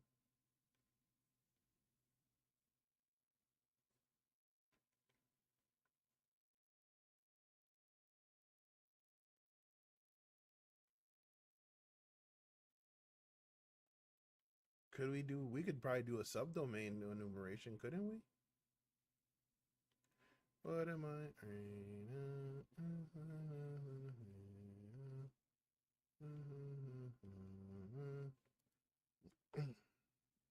Uh,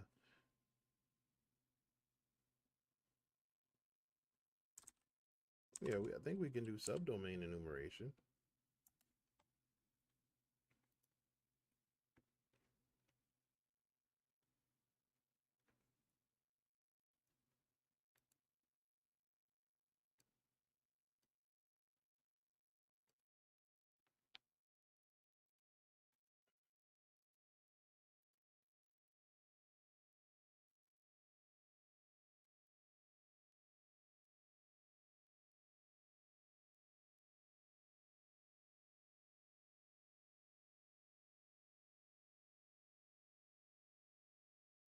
What if we did? Hey, what's going on here? Stop that.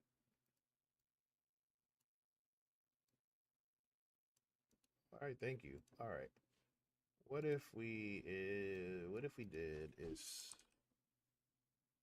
sublister on here? I think I did that wrong. Yep. Sublister with a 3. Sublister on here. Sublister's not on here. Crap. That would have been too easy now, wouldn't it?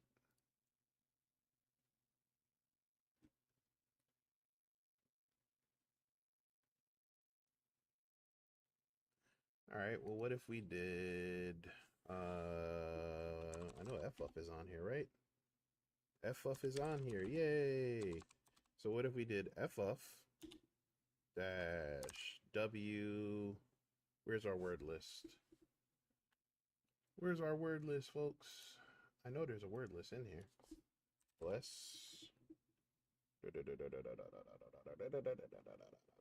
CD tools. There it is. CD word list. CD Durbuster.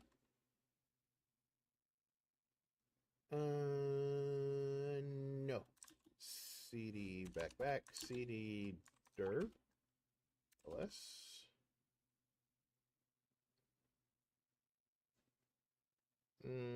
CD common. Oh, okay. Yeah, common is the thing. Okay. So what if we do that? What if we say FF word dub dash W and it is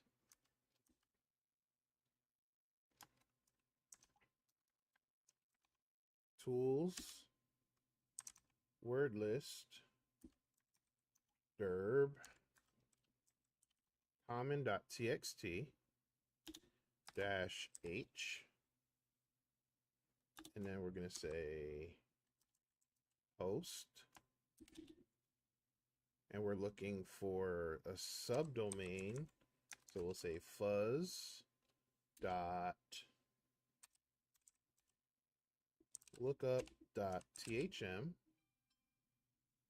all right, and then we'll say the URL is http / 10.201.125.197.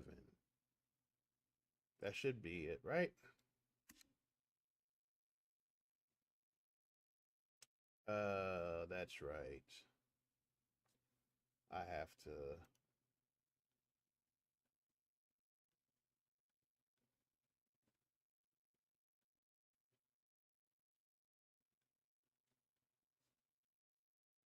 have to grep out. I have to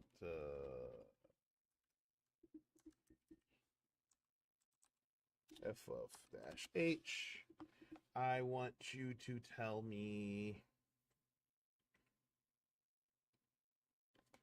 filter. Okay, so I need to filter dash fc 200.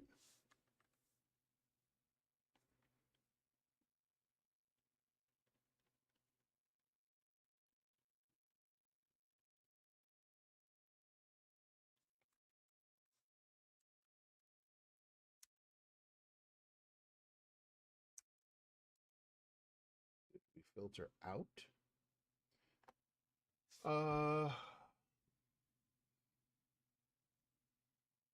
Okay, so what if we filter 302s?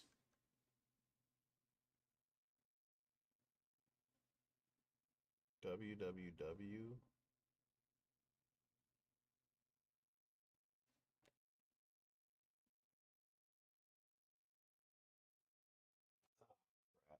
Okay, well, that didn't give us anything that we. Well, then again, or maybe the word list doesn't have.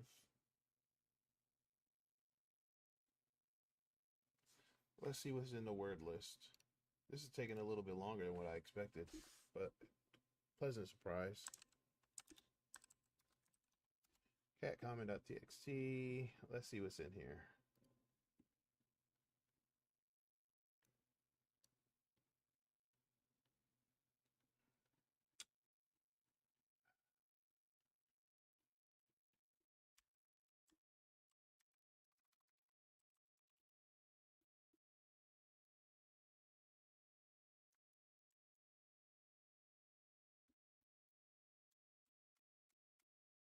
Hmm.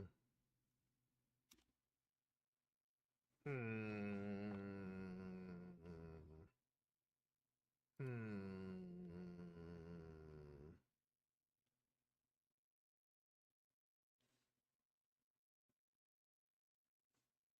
Hmm.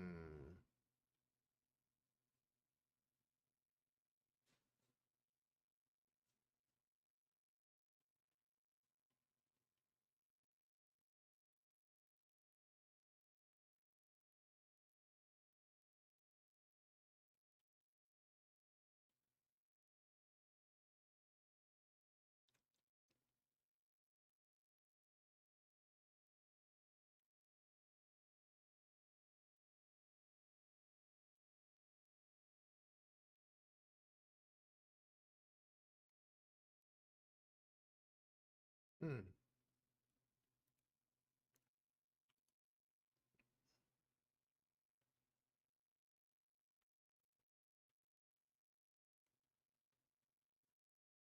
Thinking.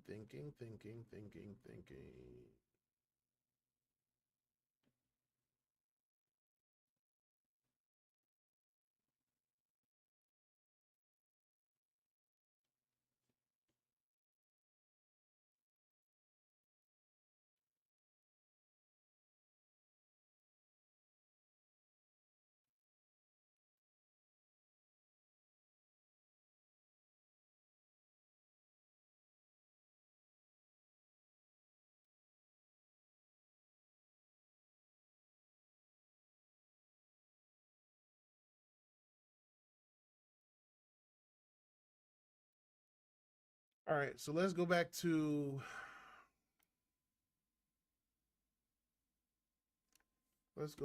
plan number one, which was we're going to use Hydra. Okay, so let's figure out how to use Hydra. First of all, let's make sure Hydra is installed. So if we run Hydra, okay, so Hydra is installed. So now let's get our help command. So Hydra-H. Let's go here. So what we're going to need to do is we need for first and foremost, we need to wait, where's our web browser? Let's bring this back up. And then go to lookup.thm.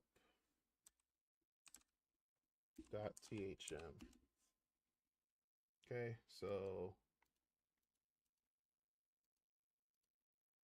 it doesn't tell us anything here. What if we inspect element?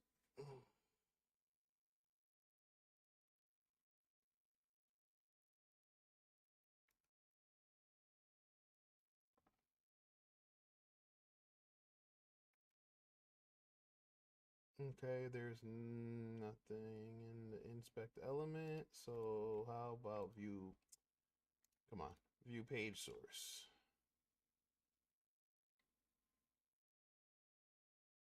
Username, password, blah blah blah. There's nothing in here. Okay, but well, okay. So login PHP. All right. So that's actually going to be helpful for what we need, I believe. It's been a while since I used Hydra, but I believe what we need to do is we need to tell it. Uh, so we run the command Hydra dash L for the for the syntax. So I'm sorry, not syntax. Dash L for the service, right, or what we're trying to scan. So we're gonna brute force a login. So we're gonna tell it Hydra dash L. We're gonna give it the admin credential, and then dash P is lowercase p if we know the password, but dash capital P if we know the file. So we're going to go Hydra dash L admin capital P, probably point it to, I don't know if I saw rocku.txt, but I'm going to look. Rocku.txt, that's a popular and very large brute forcing file. So we'll say rocku.txt, and then the domain lookup THM, and then we know that because we are typing in stuff in there, we know it's a HTTP post. So we have to tell it it's a post form, and then we tell it that it's a lot that we have to use that login.php and give it the information. And then the one thing we have to do with uh Hydra is to tell it how to know when it's a wrong, when it's incorrect. So we have to give it that information. So how do we do that? Well, how do we get the information that we get to know that the file that that the login didn't work?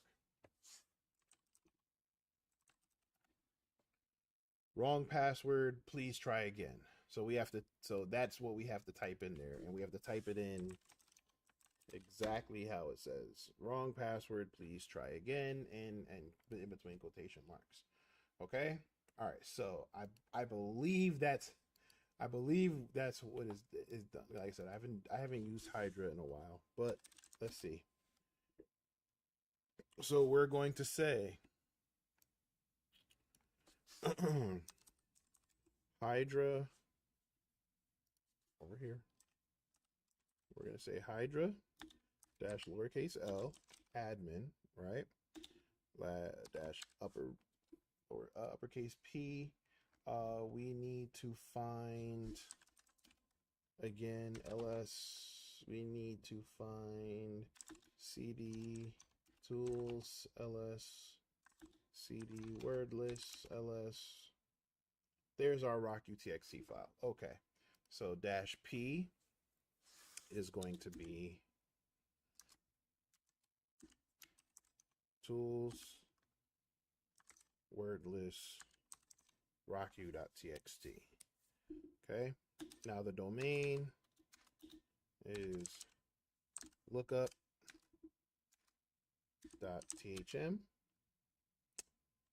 It is an HTTP dash post dash form. I think that's right. And then we need to tell it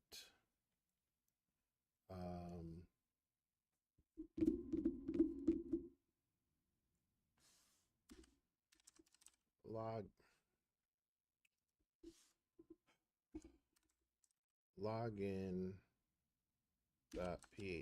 which was what we got from the inspect element. And then the input boxes were username equals, and then we tell it that this was this is an input box for user,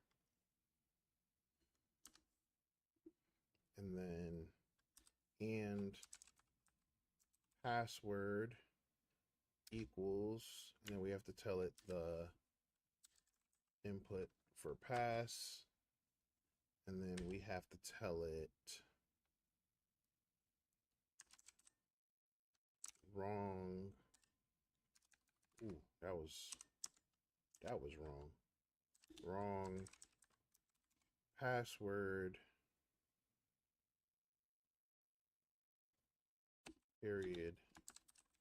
Please try again, period, and then close quote. So Hydra, lowercase, admin for login, password file is the rocku.txt. The domain is lookup.thm. It is a post form since we're inputting information. We know it's a login.php page. And then we said username, user, and password pass. Wrong password, please try again. All right, let's see if we got it right on the first try. We got it right on first try. It didn't spit back any error messages at us. So I guess now we wait.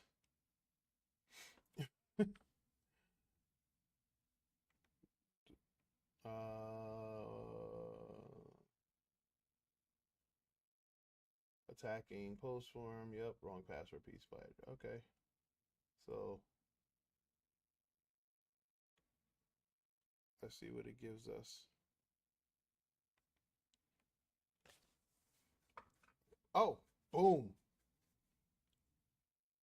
Boom. We got it. We got it. All right. So we have our password, and we weren't off because that was actually, I did password before. So it's admin and then password 123.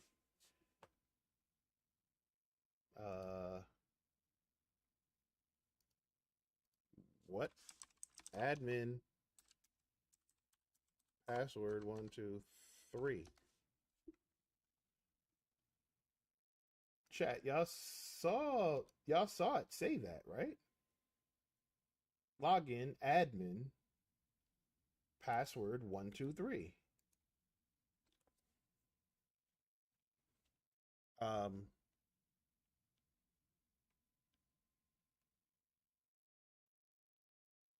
why don't we have why did not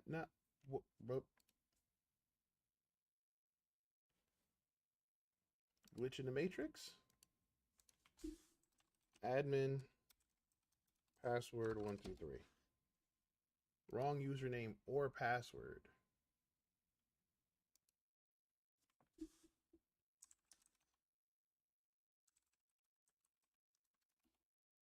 Wrong username or password. Okay. All right, y'all. So maybe admin's not the way to go. Maybe admin's not the way to go. What if we do, since we're here, let's go into seclist and let's look at, what do we have here in seclist? Ah, usernames. Okay, usernames.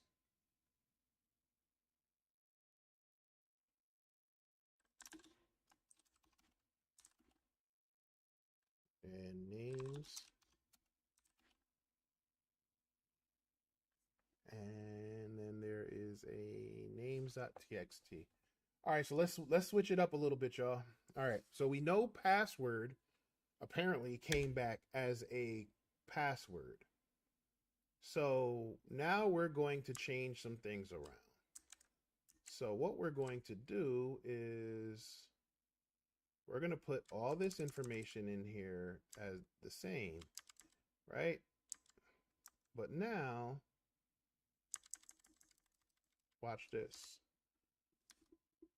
So before we did lowercase l because we knew the user, but now we're going to say uppercase L for list. Just like how uppercase P was looking for a file, uppercase L is going to look for a login list. And we're going to say users word list,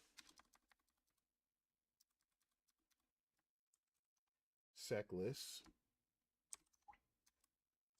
usernames, names, names.txt, and then we're going to say dash P.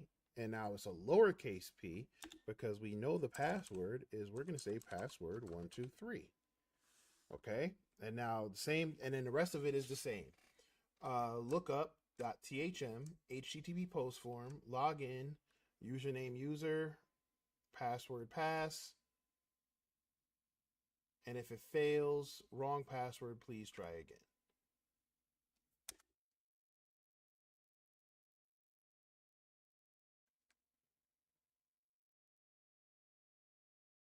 That's giving us a lot of false positives, y'all. Stop. That's giving us a lot of false positives. Let's look at this again.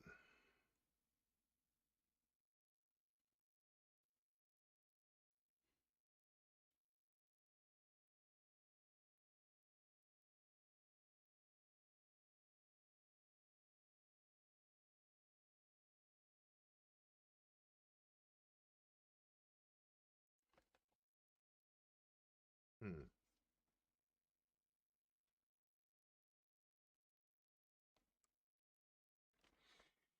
Hmm.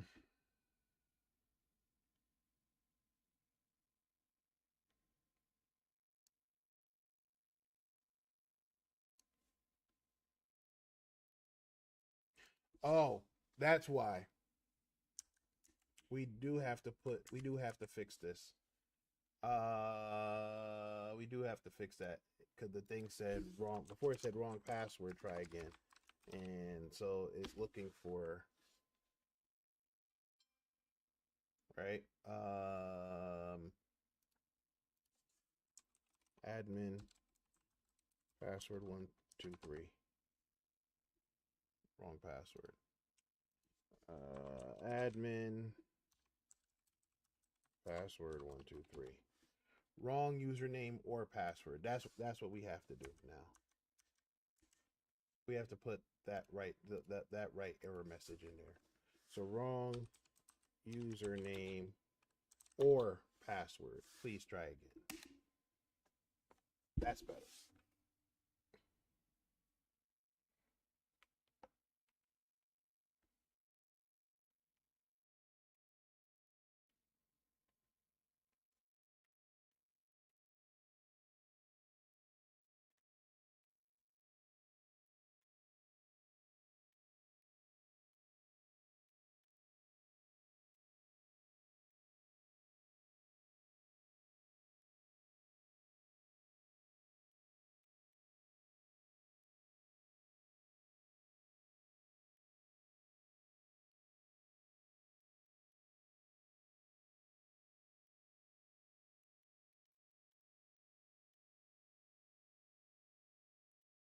No, I said for it to be uh only an enumeration room,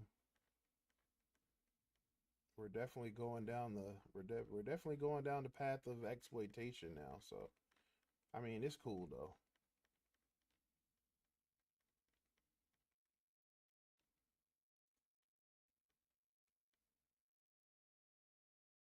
Up, we got a hit. We got a hit, y'all. Jose. Let's see. Let's see if Jose gives us information. Jose, password 123. No. Jose, password 123. There we go. and it looks like we ran into files.thm. So now we need to add that to our handy dandy host book. All right, so let's go. Let's do this. At cd clear, and we're gonna go nano Etsy hosts, and we're going to scroll down here, and the same thing before, 201 125 197, and that is files dot lookup dot thm. Control X. We're going to save the buffer. We're going to write it there. And now we're going to refresh our page. And, oh, what do we have here? Okay. What do we have here? Looks like we have some files.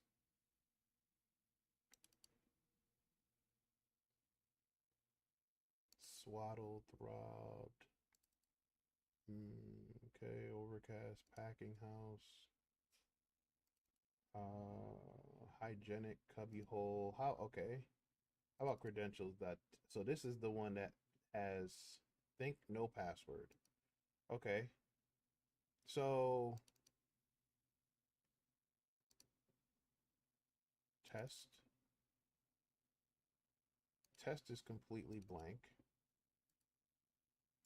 Okay, so all of these files here have some random words in here. User.txt.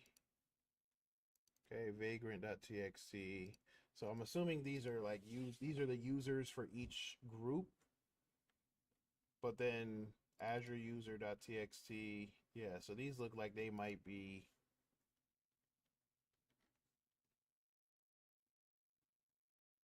filed, but because they have a lock on it, there could be some restrictions to what I'm able to see. However, there are looks like two files that have no lock, which means we have full access. There's test, which is completely blank, and then we have credentials, which says think no password. So that leads me to believe there's another user named think that you don't need a password to get into. So let's test that theory. Okay. Lookup.thm. Right. Think. Heck, let's just type in no password. Wrong username or password. Please try again. Okay. Now, and you know what? I just thought of something. I just thought of something. I just thought of something. I just thought of something. There's another service that we've kind of neglected this whole time. The SSH service. So this whole time we were trying to check, we did admin, and that admin user didn't work. So, and now we have think, and think has no password. So let's try two things. First, all right, so we're going to do this. SSH admin at 10.201.125, stop it, .197. Sure. And then the password was password 123. Permission denied, try again. Just double check. PASSWORD 123.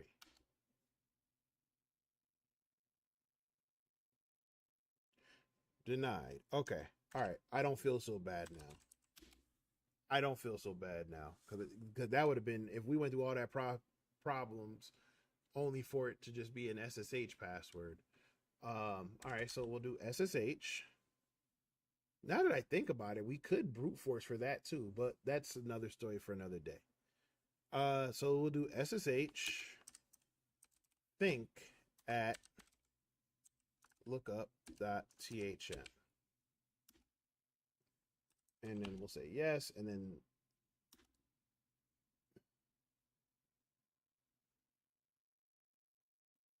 hmm.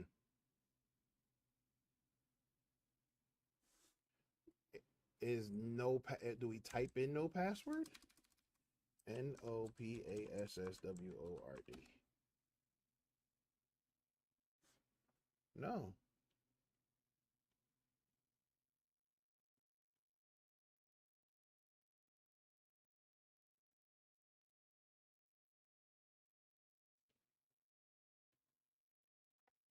Okay.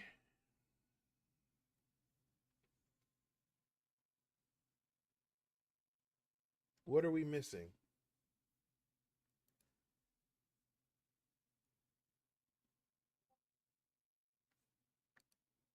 We hit a wall, y'all. We hit a wall.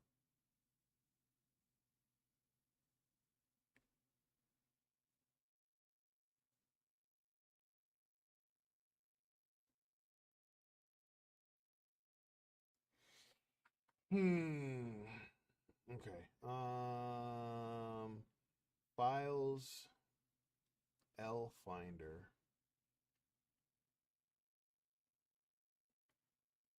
We don't want to mount anything. We don't want to create a new file. We don't want to upload anything. We don't want to download anything. We don't want to cut.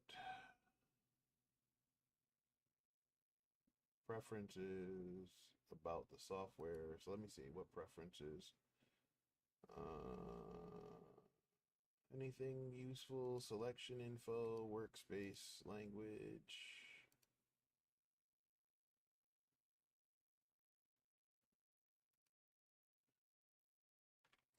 L Finder, web file manager, version 2.1.47,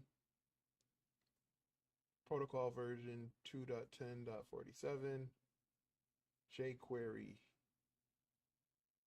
Okay. Let's Hey, what did we do before? We saw the services and we looked that up, right? So let's try that again. Search, exploit, L Finder. Hello. Hello. Hello. All right, y'all. We're back. We're back. We're back. We're back. We're back. We're back. We're back. We're back. We're back. Guess who's back? Okay. Look at the version. Look at the version, y'all. L Finder version 2.1.47. Look at the version. There's 2 and then 2.1.47. And there's a command injection vulnerability. There's a command injection vulnerability. Oh, look. There's also a command in same thing, PHP connector less than 2.1.48. What comes before 48? 47.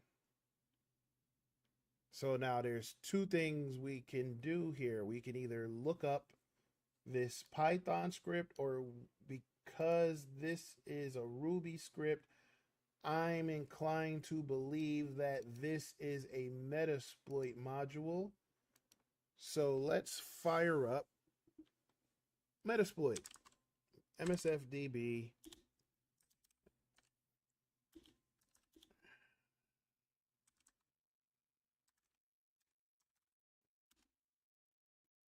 So what we're doing right now is we're initializing the Metasploit framework database, and then now we're also starting the Metasploit console. Please run as a non-root user. Fine. Yep, and then when we get in there, I'll update. Actually, no. This is their VM. I'm not gonna do that.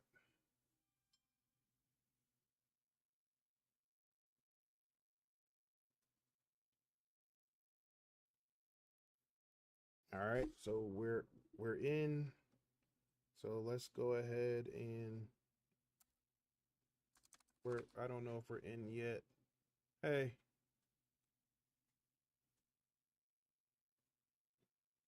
um,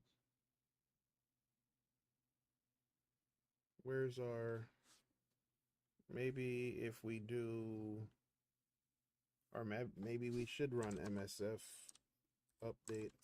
Hope I don't break it. What's up?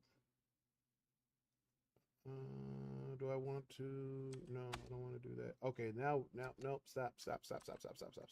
Okay, that's what we were looking for. We were looking for the prompt chat. All right, so really, all right, y'all. We're gonna see if we can exploit this quickly. So we're going to search for Lfinder, and we know that the one that we're looking for is the PHP connector, right? Because the other one that was an RCE, the rank is excellent. So just to be on the safe side, we'll run Lfinder again, and we'll do 2.1. We know that it said 2.1.48 was in there, and sure enough, there it is right there. So we do have the right one. So now we'll go ahead and say select 0, since that is the only option there. So now we have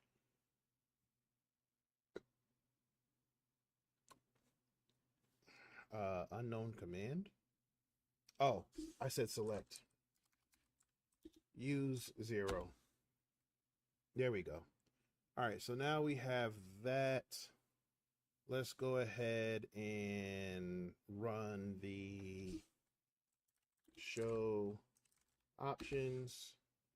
So what do we need? We don't need a proxy. We need a host. We have the port. We don't need, it doesn't need to be encrypted. So we have okay, so our remote host. So we need to set our host to 10.201.125.197. So now that's set. So now if we show options again, that information there is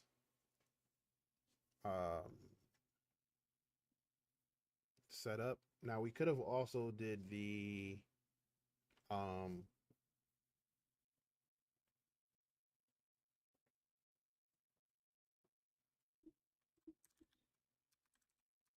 just to confirm, I have config. What is our IP address? 10.201.64.201. 10.201.64.201. All right, so we're good. Okay, listening port is set to 4444. Do we need to set an exploit? Because it said there was no exploit before.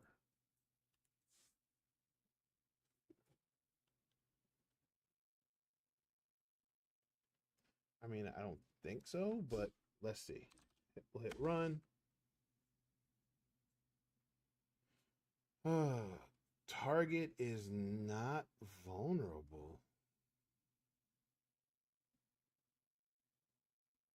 Really?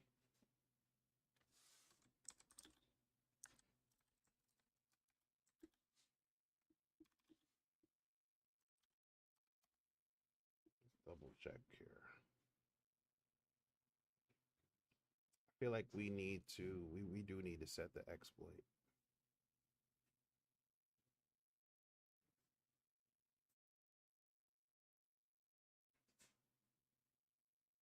We do need to set the exploit. Or set the payload. Show. Is it show payload? Okay.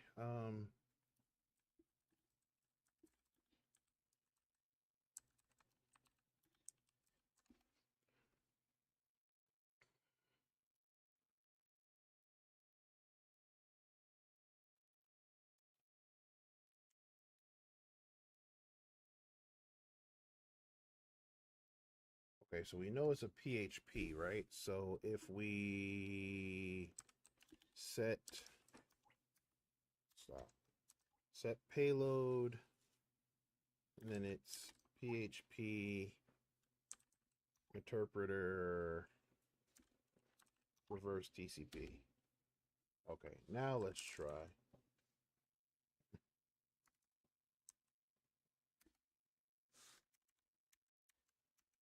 So if we hit run, what do you mean it's not vulnerable? We just determined that it was vulnerable.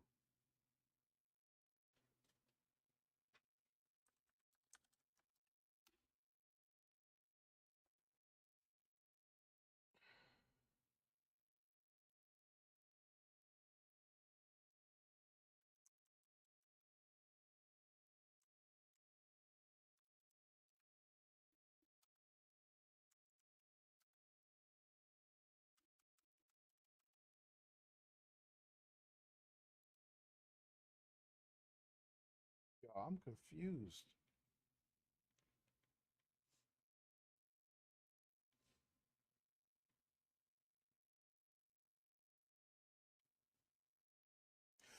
Uh, um,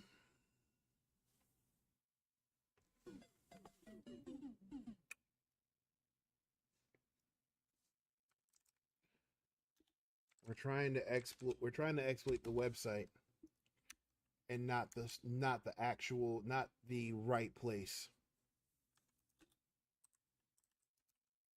Set our host to files dot lookup dot thm. I think that's what we did wrong. I think that's what we did wrong. Yep. That's what we did wrong, y'all. We were trying to get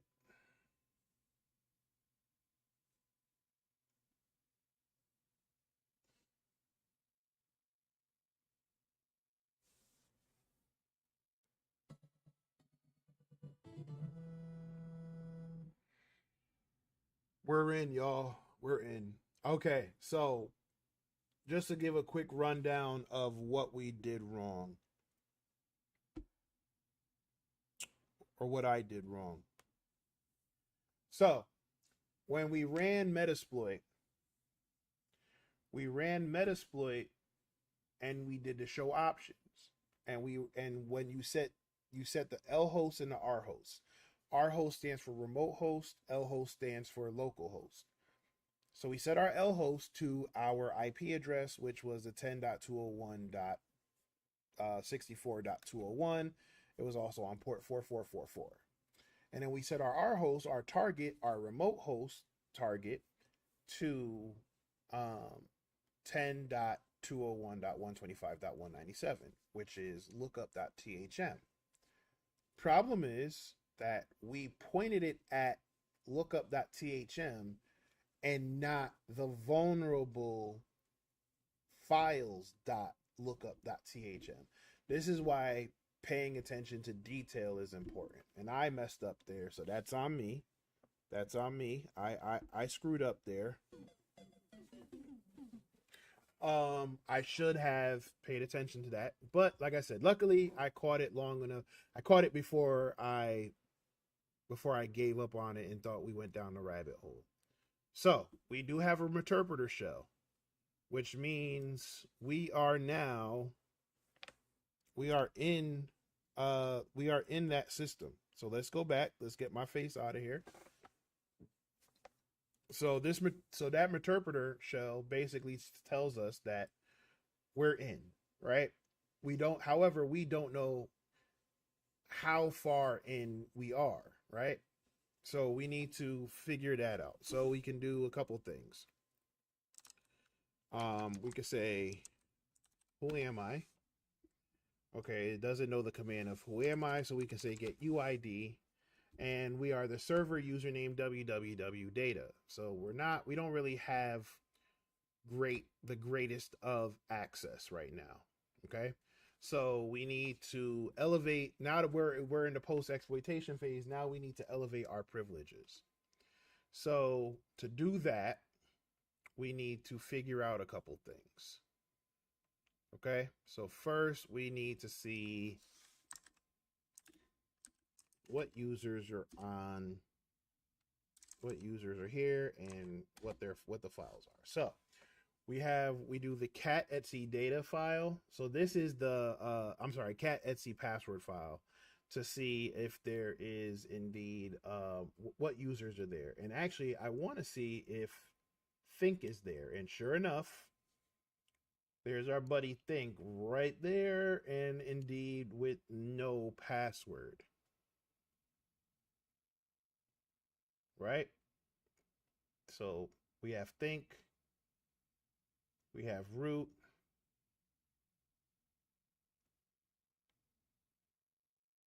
and most of these are pretty much like default. I mean, there's some other ones in here, but there's none that really stand out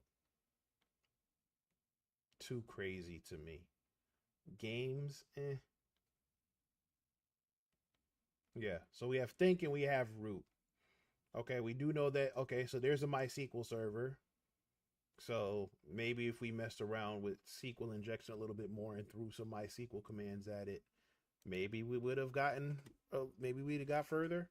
But with that being said, let's go ahead, and since we know we're the W data, let's see if we can ls-la.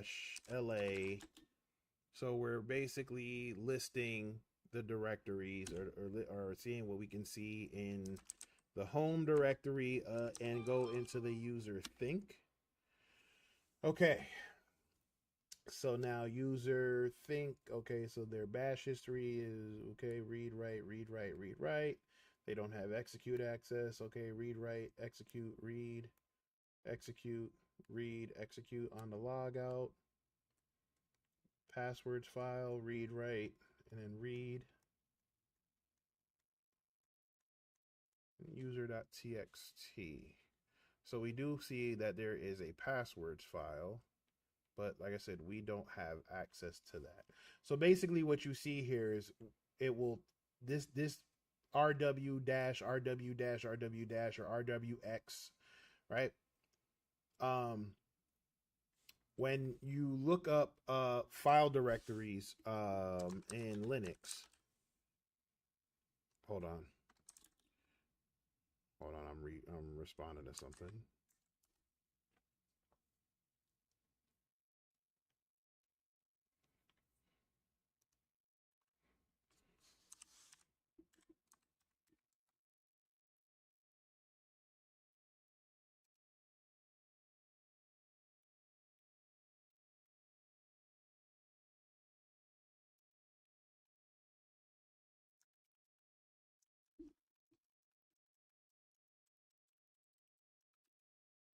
On Thursday.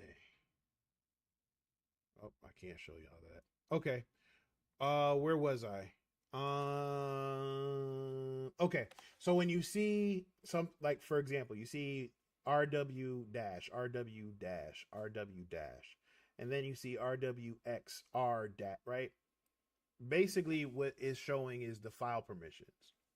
So every user has, well, they don't all have permissions to do it, but you can get these permissions, right? So you have read, write, and execute, but they're in three different groups. So this would be read, write, execute, read, write, execute, read, write, execute. If you see them here, that means you have you have the permission to do it.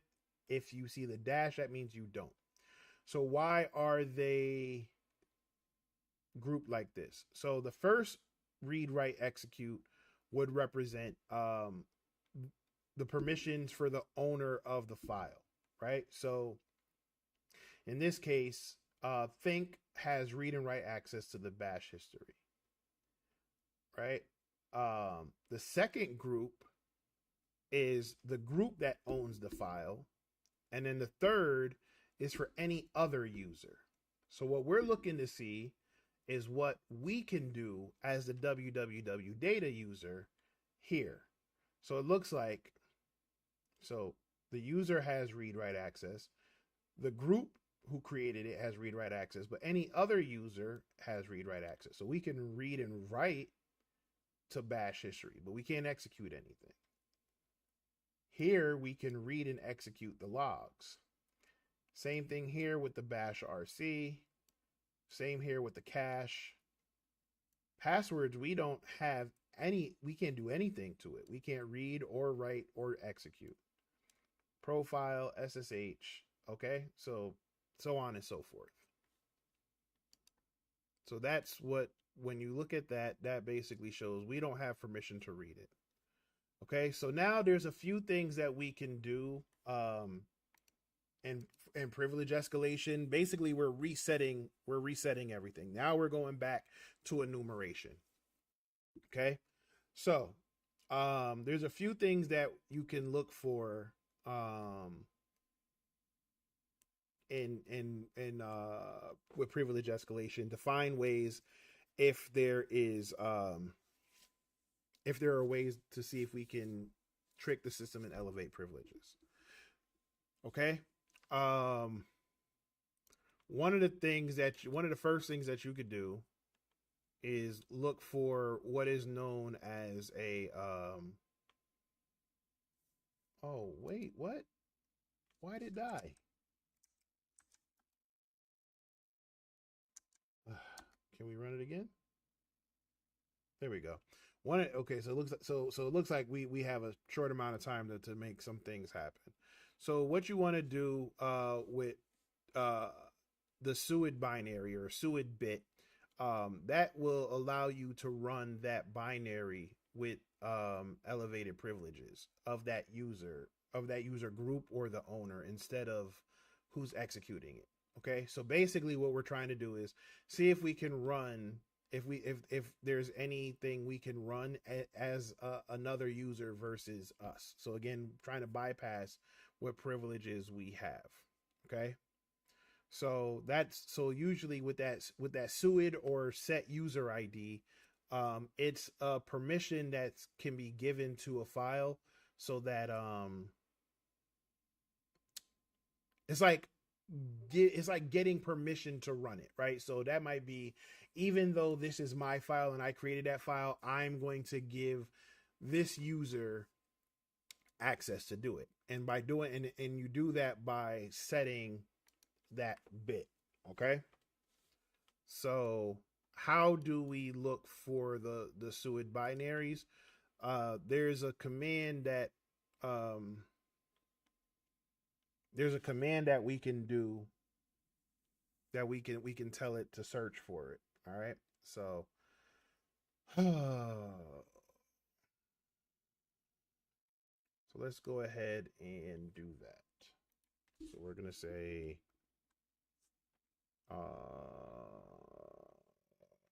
let me get off screen so this way y'all can see the whole command. But we're going to do find /-perm/4000 and then we're going to say dump to dev no oh, there should be a space. Unknown command find.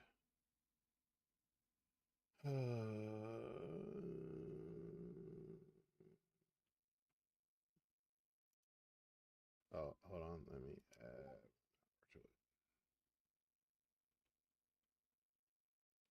Am I doing something wrong? It is it's find, isn't it?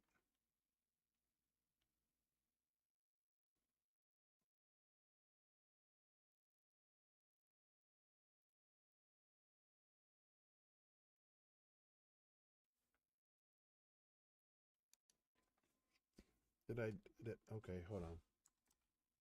Find? Unknown command, find.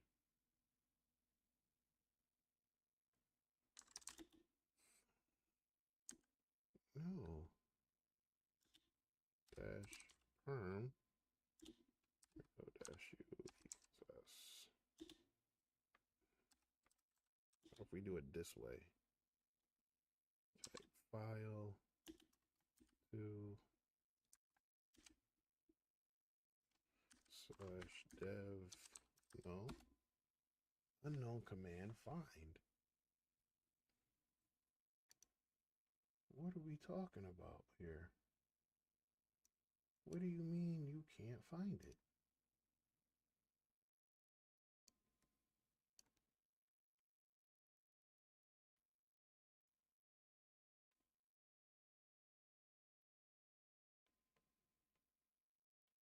What is happening?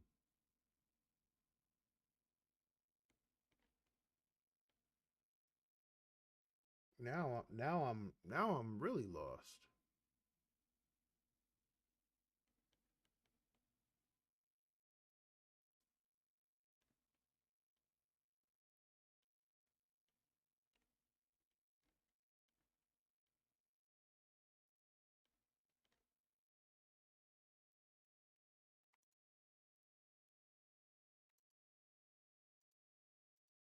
And we gotta close up in a little bit.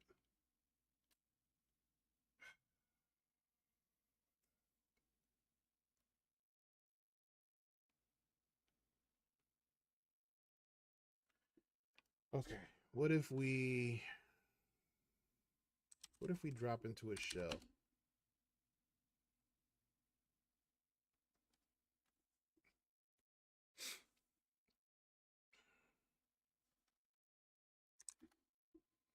Okay. If we drop into a shell,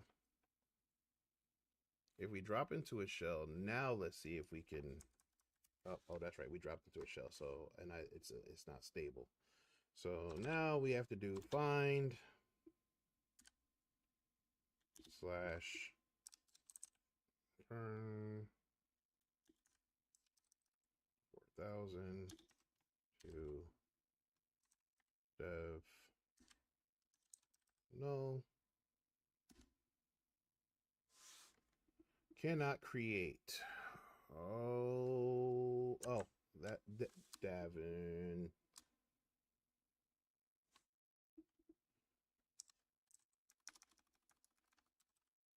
Find slash dash term slash 4000 to slash dev slash no. Oh my gosh. Find slash dash perm space slash 4000 space 2 greater than slash dev slash null. Thank you. All right. What stands out? What stands out here? What stands out?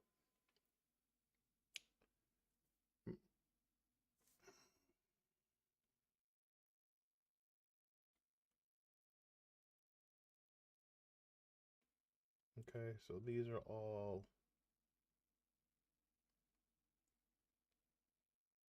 for the most part, pretty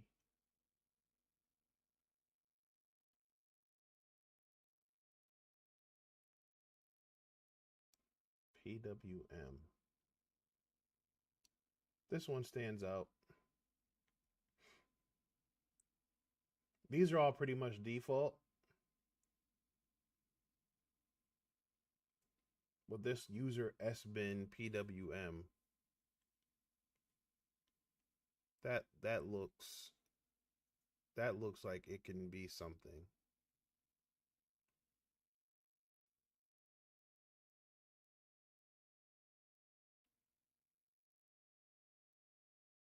So now we have to see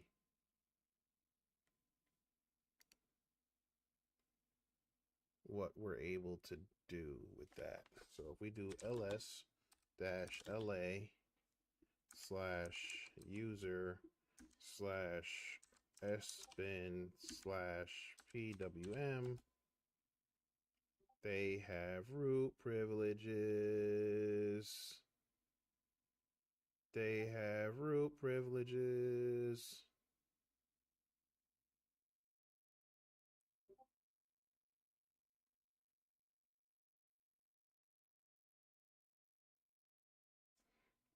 So if we just do user sbin pwm pwm.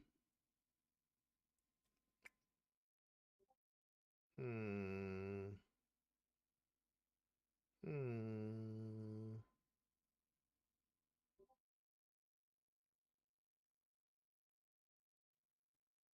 Okay, so we still don't have access to. Okay, dot passwords not found. Okay. Um.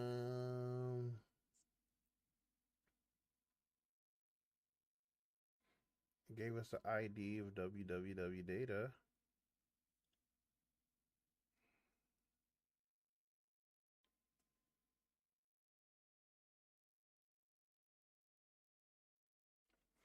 So when we tried to execute that binary, it gave us, it said the ID value, and then it tried to access the dot passwords file.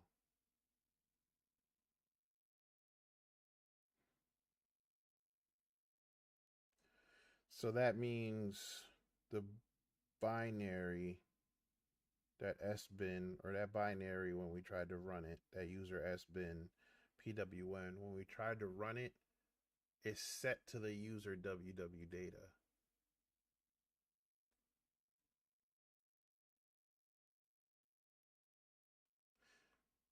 So if we were able to change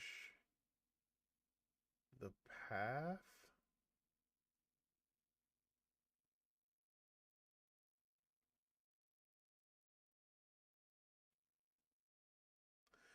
what if we change the path? Echo path. Okay, so if we echo the path as user local sbin, user local bin, user sbin, user. Okay, so if we change the path, if we say export path equals slash, let's move it to the temp folder, and saying that this is the new path.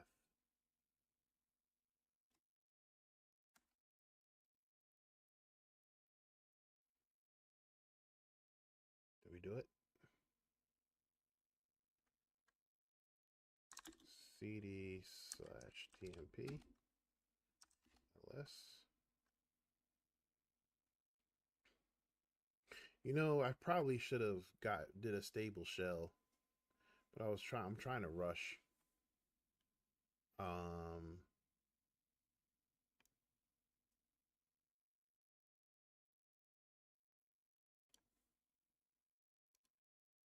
so if I did a stable shell, I would be able to do tab complete and all of that. So now that we have that, let's create a fake file.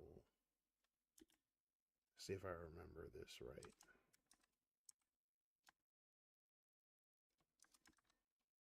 Shebang slash bin slash bash, and for new line, echo UID. Fam, I don't remember. I don't remember. Okay, there we go. Okay, I think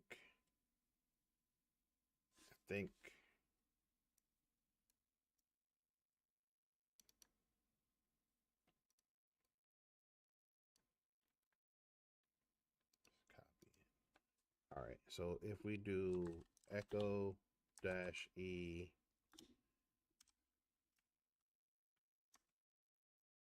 shebang bin bash new line echo, and then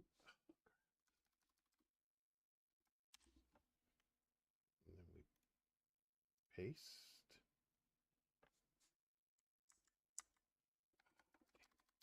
It's not gonna let me do that. Okay, enough of this. Stable shell Python command.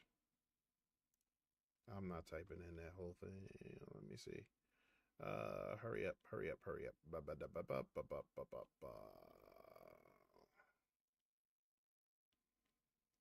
Give me this.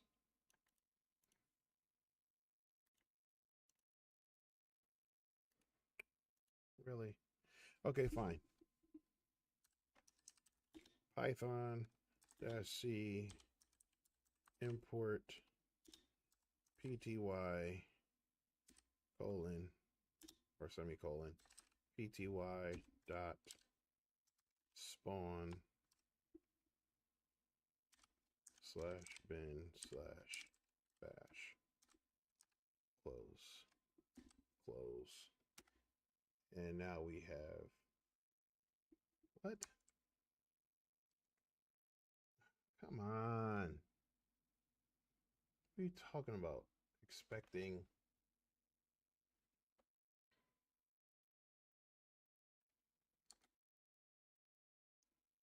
Come on. Don't do that. Jeez. Python -c import pty colon pty dot spawn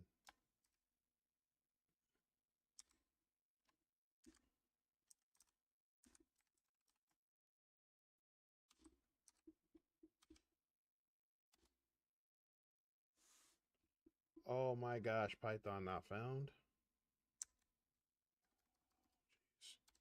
What if it says Python 3 -c import pty colon pty dot spawn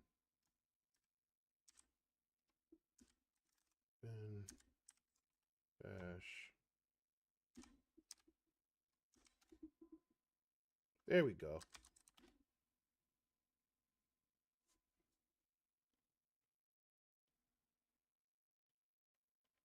Close enough. All right. All right. Now we have our but we still don't have tab complete. Okay. Okay.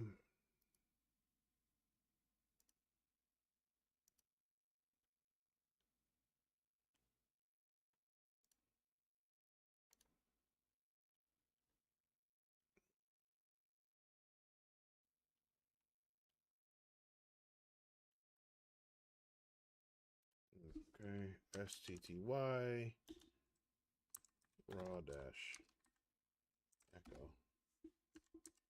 Nope. Still don't have my around.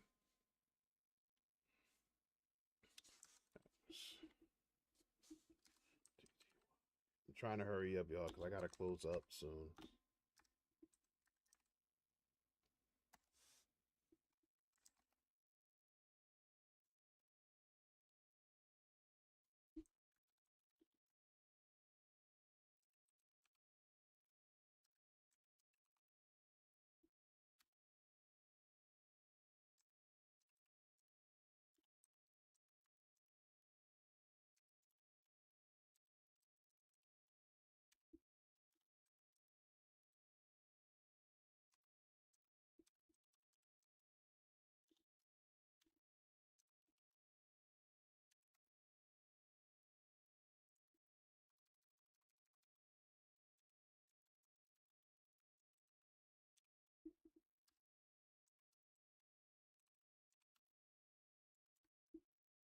What the heck? All right.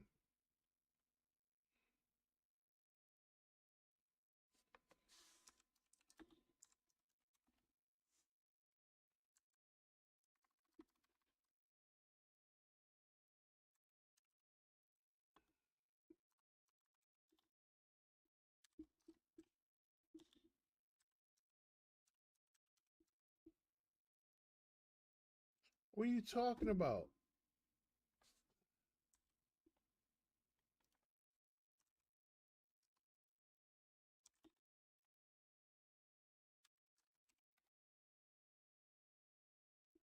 Oh my gosh. All right, whatever. I don't have time. I tried to set it to Xterm. Okay, so we're just gonna have to type perfectly.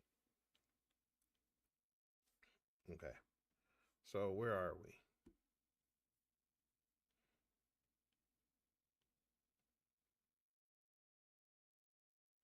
All right. So we need to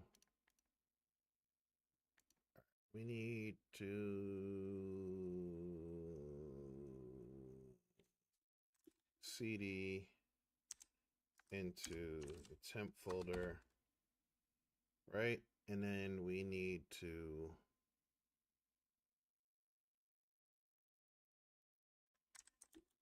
cat.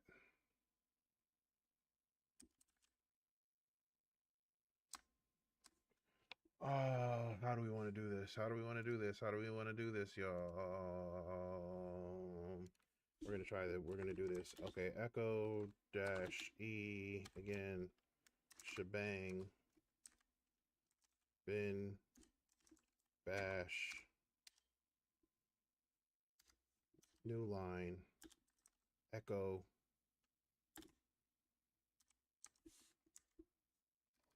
Gosh, you're not gonna let me paste it again, are you? So we're just gonna type it. UID equals 33. Think, right? And then the GID equals 33. Think. And then we're gonna do that, and then we need to say ID because we're creating our own ID thing, right? So now we hit enter. We didn't get any errors. So now if we hit ls, we have our ID, and if we cat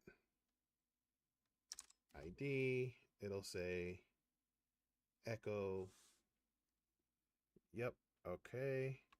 So now we need to make it an executable. We're going to say chmod plus x ID, and now we have it as an executable.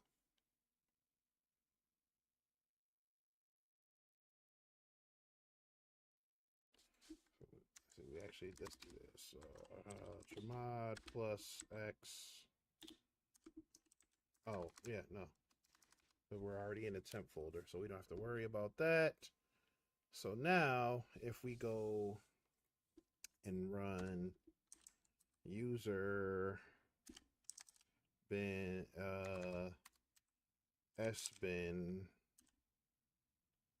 ewm, what should happen what should happen what should happen what should happen is when we run this, when it looks for that ID command, it's going to look for our ID command because we replaced it with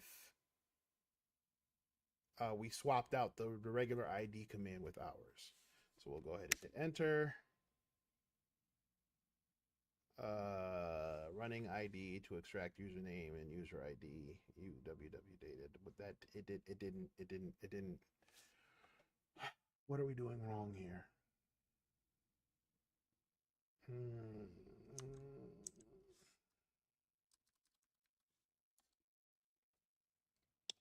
What are we doing wrong here, y'all folks? I think I crashed it. I crashed it. Oh my gosh.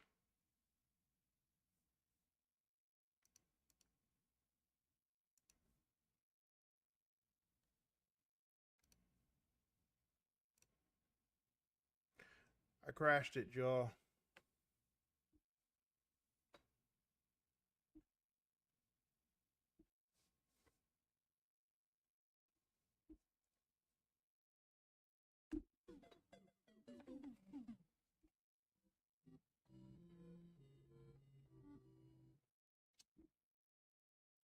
I gotta go, guys. I, well, no, it's still up. It's still up,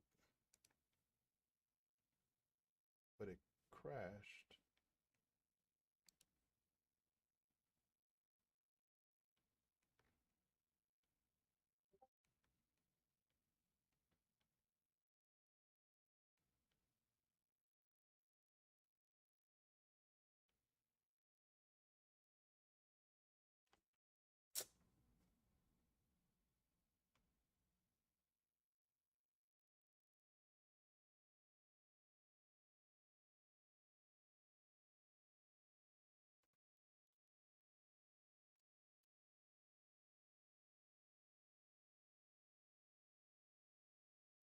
Some BS. That upsets me. We're gonna have to. I'm gonna have to redeem myself, y'all.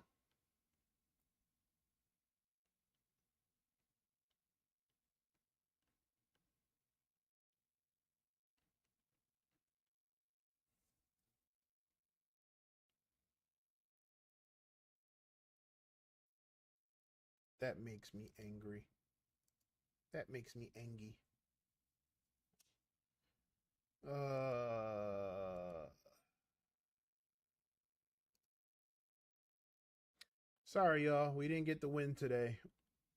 I, for one, underestimated it because they said it was an enumeration room, and I didn't expect to get to exploitation and stuff like that. So had I known that, I probably. But I guess I did, and I got too cocky and said, "Let's see if we can beat it under 60 minutes." So that's on me. Um, hey, what's up, tabletop? My fault. I'm sorry that I didn't know it was low.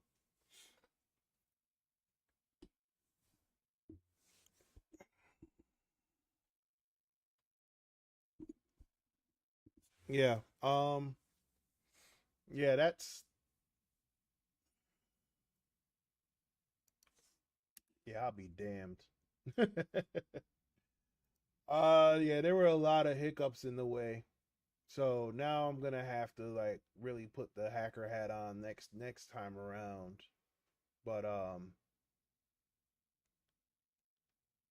yeah.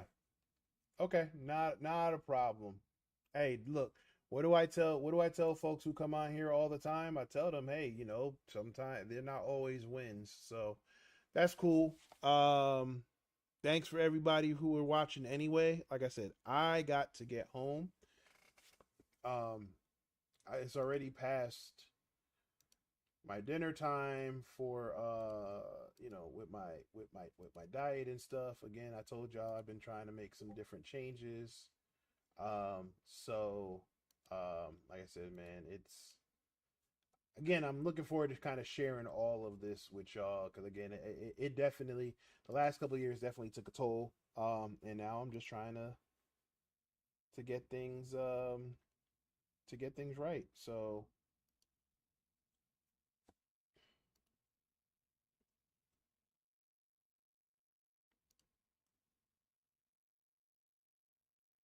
yep. All right. Well, like I said, it was fun. It was fun. I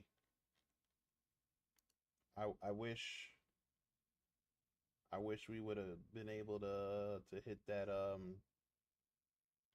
that victory audio, but like I said, now that I know that it's a different it's different than what I was thinking, I will approach it differently. But we're gonna get this right. So tomorrow I won't be able to stream because I have a class from 5 to 7. Wednesday I won't be able to because I have um class from 6 to 8. So Thursday, I could probably. Nope, Thursday I have my esports meeting from 5. So it'll probably have to be Friday if we are able to do this again. So like I said, we'll probably stream on some other stuff, but like I said, we won't be able to do um we won't be able to do any try hack me stuff. Like I said, because tomorrow we'll probably do some Minecraft stuff because again I got my kids in my Minecraft club, so we'll probably stream that just to kind of see what everybody's up to and what everybody's doing in there. Wednesday is our tech exploration club, so that's a private recording. Thursday is our esports information session. So if you're interested, just reach out to us if you want to hear about what we're doing with our esports stuff coming up this season. And then yeah, Friday would probably be the move. Well, yeah, look at my 3D printed armor Batman. But yeah, we'll be yeah, so we're pretty busy this week, but I promise I'm going to root this machine now because it's going to bother me. So and I promise I'm not gonna look up any of the walkthroughs or anything like that. Gonna so not to get any spoilers. I do want to figure out what I did wrong though. So yeah. All right, y'all. Well, again, you can't win them all, but we'll be back later on this week. Like I said, you can hang out with us tomorrow during the Minecraft class. Like I said, we're not doing nothing too crazy. Like I said, just kind of having them walk around and see if they can get their beds and stuff like that and survive in Minecraft survival and on our private server. So yeah. All right, y'all. Y'all be safe. And thanks for tuning in. And I will holla at y'all later or later on this week. Bye.